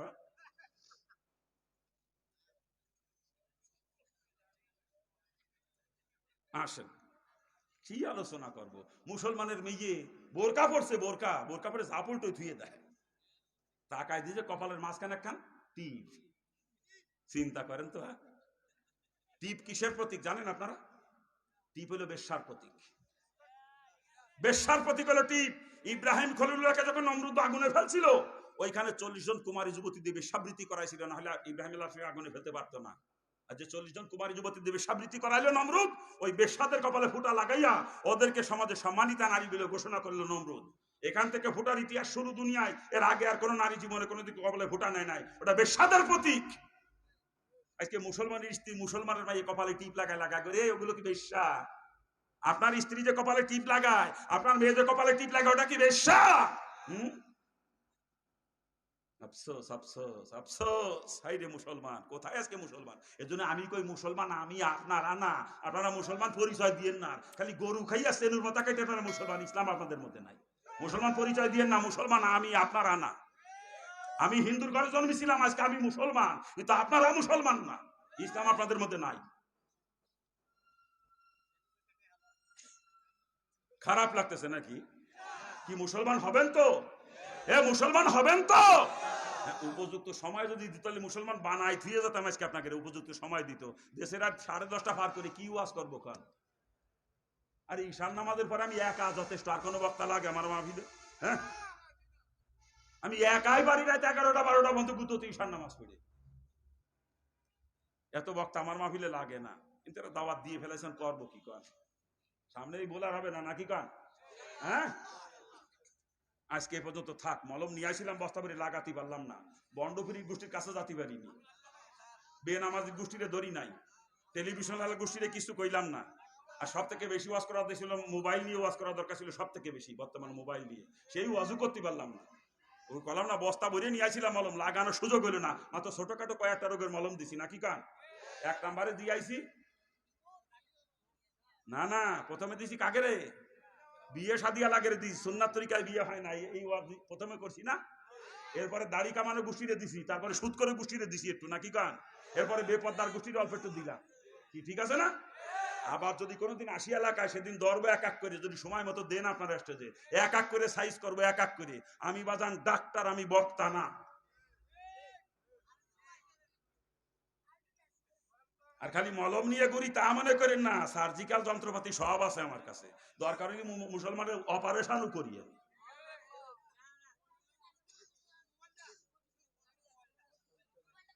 এই যে লোকজন উঠে উঠে চলে যাচ্ছে, আমি কি অন্ধ হুজুর নাকি? অন্ধ হুজুর করে মাইক ধরাই দেবেন, ওয়াজ করতেই থাকবে। লোক উঠতুটি সব উঠে গেলি, খালি মাইক আলা ফাটিয়ালা থাকলি, ওর ওয়াজ বন্ধ হয় না। এটা তার দোষ না, কারণ সে তো দেখে না, লোক চলে যাচ্ছে। কিন্তু আমার সামনে একজন আমি দেখতেছি যে আল্লাহ যাবার চোখ দেশে, আপনারা উঠে উঠে চলে যাবেন, আর আমার কবেন ওয়াজ করেন, আমি তা করবো কা? হ্যাঁ, আরে জরুরতে গেলে তো আবার ফিরে আসতো, যায় এত আসে না, বোঝেন না? আমার কি বলদ পাইছেন? যা বুঝবেন তাই বুঝবো আমি। বলদ পাইছেন আমাদের? রাগ বেশি হয়ে গেছে, জন্য মানুষ চলে যাচ্ছে, বোঝেন না এটা?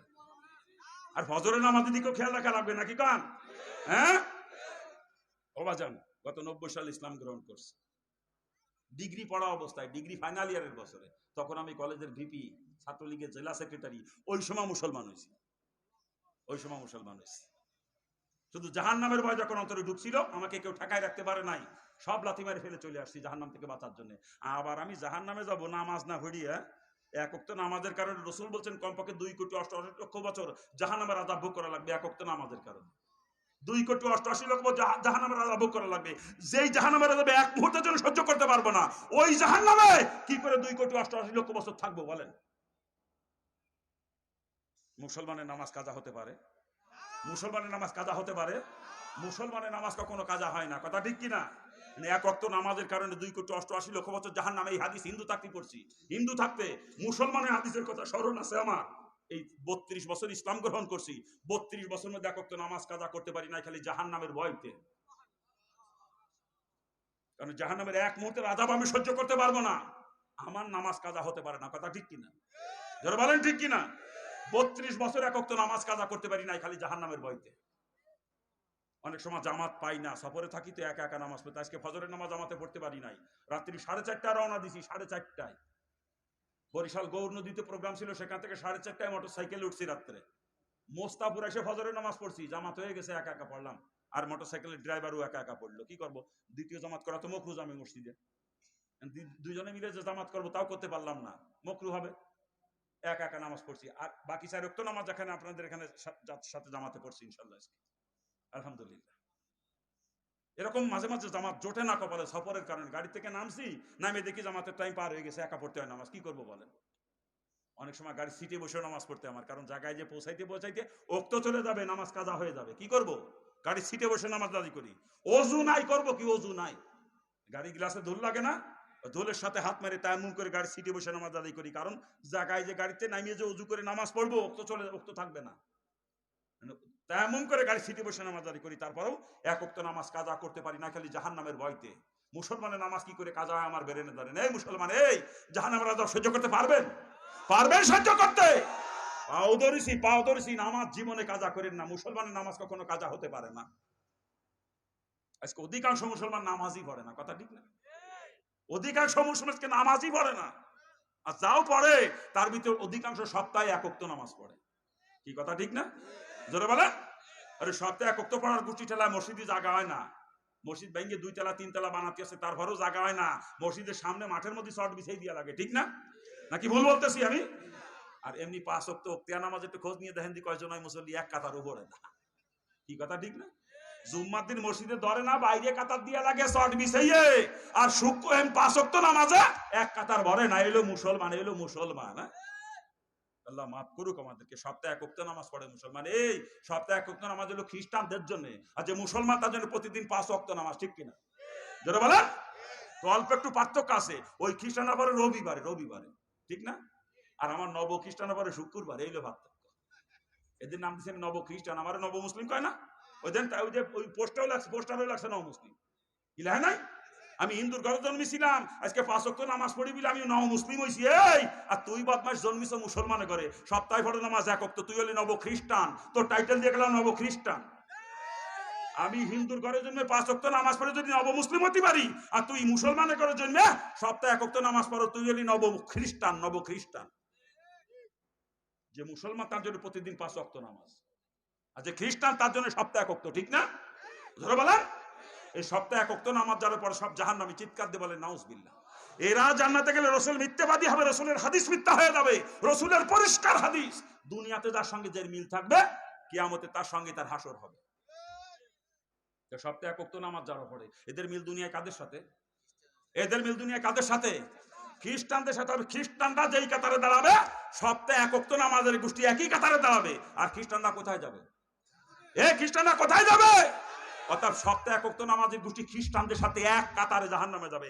এরা জান্নাতে গেলে রসুলের হাদিস মিথ্যা হয়ে যাবে, রসুল মিথ্যাবাদী হয়ে যায়। আর কসম খোদার, রসুলের কোন হাদিস কখনো মিথ্যা হবে না, রসুল কখনো মিথ্যা হবে না। অর্থাৎ সপ্তাহে 1 ওয়াক্ত নামাজ যারা পড়ে, এরা কখনো জান্নাতে যাবে না। নামাজ সপ্তাহে 1 ওয়াক্ত পড়বে না, প্রতিদিন 5 ওয়াক্ত পড়বেন। সপ্তাহে 1 ওয়াক্ত পড়বে না, প্রতিদিন 5 ওয়াক্ত পড়বেন। এতদিন নিয়মিত পড়ি না, এখন থেকে আর নামাজ কাজা করবো না, নিয়মিত 5 ওয়াক্ত পড়বো, কথা ঠিক কিনা? কি নিয়ত করা যায়? নিয়ত যদি করতে পারেন, তওবা করতে পারেন, আল্লাহ অতীতের গুনাহ মাফ করে রহমতের কোলে তুললেন। বান্দা, তুই এতদিন নামাজ পড়িস নাই, তুই তওবা করে ফিরে আইছিস, নামাজি হয়েছিস, তোর অতীতের গুনাহ মাফ করে আমার রহমতের কোলে তোকে তুলে দিলাম। আমরা তওবা করতে পারি না? এখন থেকে আর 1 ওয়াক্ত নামাজ আমার কাজা হবে না, আর সময় সুযোগ মতো অতীতের কাজা নামাজগুলো আদায় করে দেবো। নিয়ত করা যায়। একটু চোখের পানি ফেলে কানতে যদি পারেন, আল্লাহ এতদিন নামাজ না পড়ে অন্যায় করছি, তুমি আমাকে মাফ করে দাও, অবশ্যই আল্লাহ তাআলা মাফ করবে, ঠিক না? কি আমরা তওবা করতে পারি তো? আর নামাজ কাজা করবো না, নিয়ত করতে পারি তো?